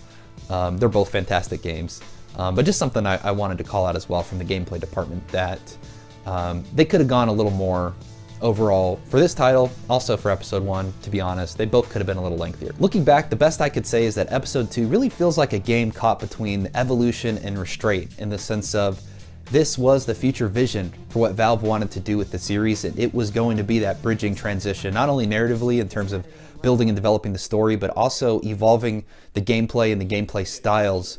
But it's kind of that caught in between, and of course we never got the third entry, so we don't know what that would have looked like exactly. You know, on one hand, it introduces new enemy types like the Hunters, it adds this wave-based combat sequences, and it kind of flirts with these tower defense mechanics in some ways, and opens up the world just enough to let you breathe between fights. But on the other hand, it quietly steps away from some of the series' most iconic gameplay elements, like its physics puzzles that once defined Half-Life's ingenuity, and I ended up enjoying a lot when I played through Half-Life 2 earlier this month. And so, you know, what we get instead are these simpler, defined kind of object placement tasks and traversal setups that, while functional, do kind of lack the cleverness and surprise of the earlier games. Mechanically, it's a solid title. That's the best I can say. The shooting is tight, the pacing is sharp, and the set pieces are memorable. So there are some signs of wear, like the increasingly irrelevant suit power system or the janky vehicle physics that remind you Source wasn't really built for analog stick nuances. HUD and menu systems just really feel by this time like they're reaching a point of kind of coasting on familiarity in its design rather than pushing forward, and you know, maybe that's the most telling part. Episode 2 is a game that hints at new directions in a lot of ways. It teases deeper systems, and then just as it starts to stretch its wings, really, that's slightly longer than Episode 1, yes, still feeling like a middle chapter, waiting for its final act, and with no Episode 3 in sight, the sense of an unfinished evolution does really kind of linger in this title, making the gameplay feel like a bridge to nowhere, as opposed to a bridge between two titles. As I'd mentioned, Episode 1 was the best Half-Life game ever. So yeah, overall, just a fantastic gameplay experience. I was really intrigued by the things Valve was doing differently and trying differently in this title. And I do love that every single one of the Half-Life games really has its own identity in how you play it and what it is, even though it's one consistently visually aesthetic experience that you're going to get. I continue to be impressed in Episode 2 with Valve's sound design overall. and the approach to it, and just how great it is. I really got to say, the voice acting here is solid across the board, again with Alex Vance continuing to be a standout person. But I did also want to call out that the Vortigaunts get a lot of screen time and a lot of writing and delivery of that dialogue, and the cryptic, kind of poetic speech that they often get adds a lot of flavor to the lore in the Half-Life series. Surprisingly to me, Tony Todd, who acted in the movie Candyman and Final Destination, he came and played the Vortigaunts in episode 2, and he brought a really deep and resonant kind of gravitas to the Vortigaunts. So Louis Gossett Jr., a lot of people are familiar with, he played the voices in the first 2 titles, and he was replaced by Tony due to some casting change by Valve. And I don't know if that's ever really been investigated. There's no real official reason necessarily given publicly. But I feel like Todd's portrayal overall here adds a really nice element of quality to the style, and it shines since you spend so much time with them, that is the Vortigaunts, early in this title. Sound effects continue to be quite consistent in both their delivery and their style here in episode 2.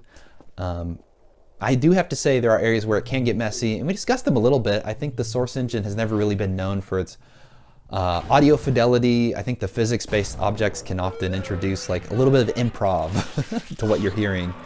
And that's really beginning to show in the seams, especially when driving that muscle car, which I mentioned. It's kind of a sonic mess. The engine sounds are glitchy, the collision noises are pretty inconsistent, and it just feels kind of gamey overall in the way in which it's gonna break the immersion for the gamer as they're kind of listening to this going on. So yeah, I do think that that's somewhere that Valve could have spent a little bit of extra energy on improving a bit in this title. But the other sound effects, again, overall are in part on what you would expect. But you will spend a lot of time in these driving sections, so that's going to stand out to you across this title for sure. And Kelly Bailey returns. He did the soundtrack for the other Half-Life games, and he came back for the soundtrack too. It's sparse, but very effective. It kicks in at key moments as needed to heighten tension or underscore emotional beats. And I can't, however, I would say pick out specific tunes that really stood out to me.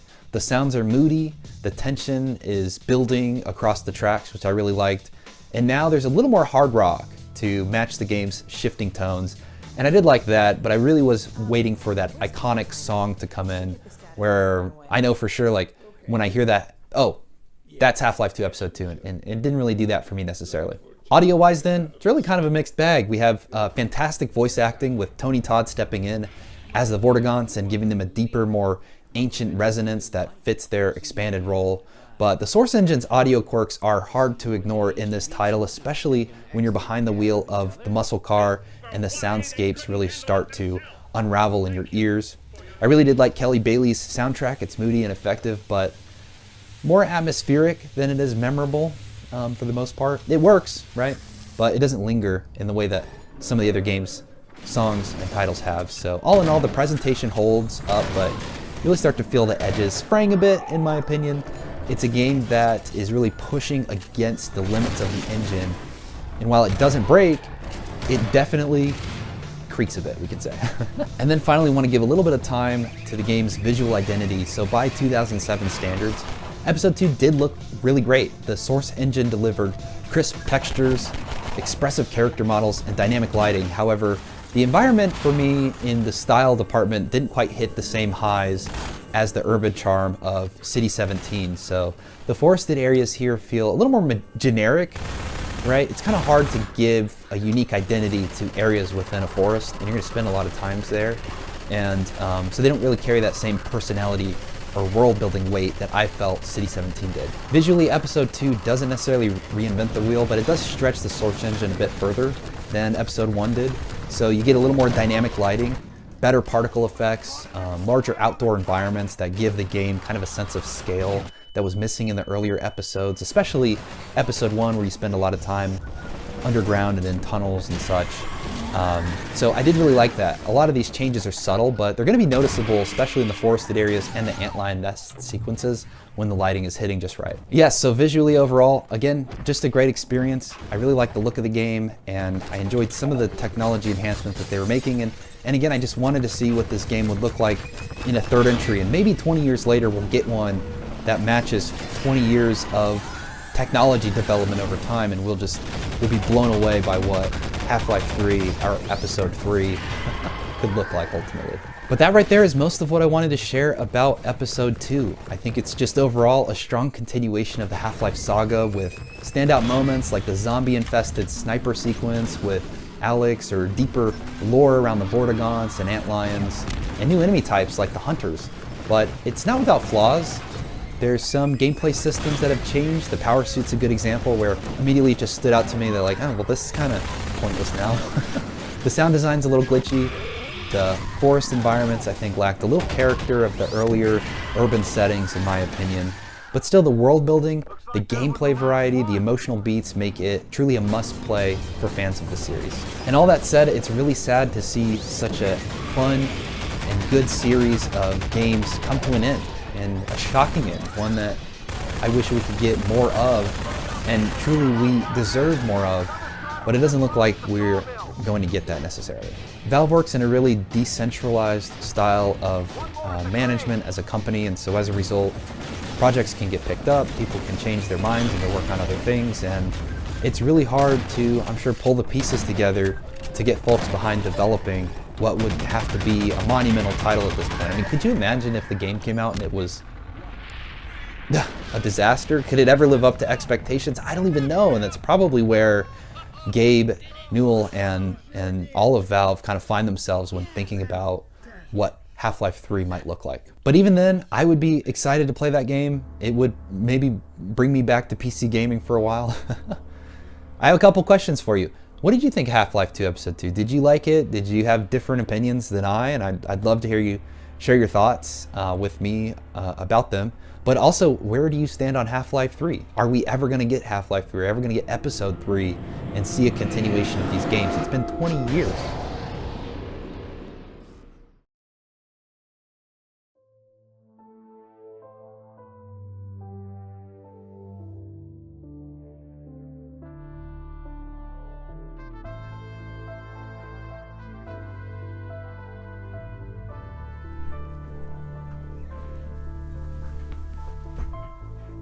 All right, that's Half-Life.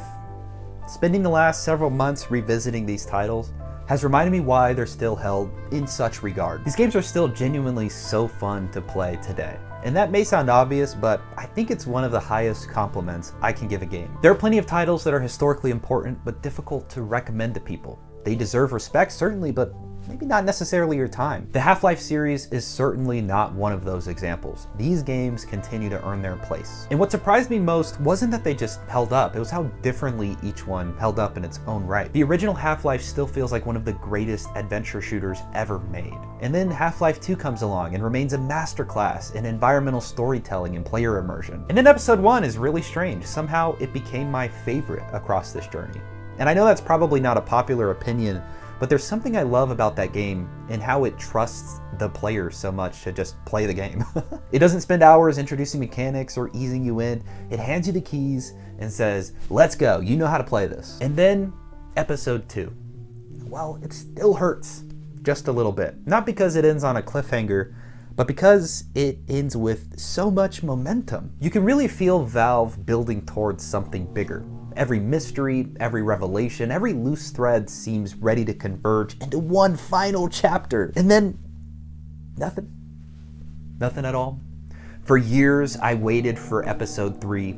Every E3, every rumor, every supposed leak. And I genuinely believed we would get there eventually.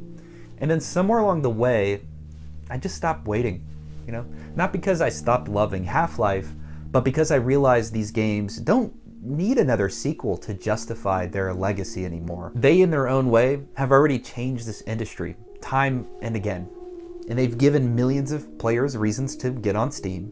And they've helped redefine what storytelling in your environment, in how you interact with the physics, and how you immerse a player in the world could look like in a game. And when you think about that and you ask a developer, hey, would you want any one of these or a combination of them? And they all dream of their video game doing that for the world. Would I play a new Half-Life tomorrow? Absolutely. But I wouldn't play it hoping to recreate what these games meant to me 20 years ago. What I would hope after so long is that I would play it and realize that Valve still has something new to say, something generational that we haven't seen before, because that's what made Half-Life special in the first place. These games never followed the industry. They were always pushing it forward. And maybe that's what I've appreciated the most about revisiting this series. As a kid, I loved Half-Life because it was exciting. However, as an adult now replaying them, I love it because I finally understand what it accomplished. Not just for first-person shooters, not just for Valve, but for video games as a whole. So whether this was your first trip through Black Mesa or your 10th, I wanted to thank you so much for spending that time with me. I'm curious which of the Half-Life games is your favorite, and if you enjoyed the video, as always, please consider liking and subscribing. Your support really helps me so much. And otherwise, stay well, stay healthy. I'll see you all on the next one. All right, guys, peace.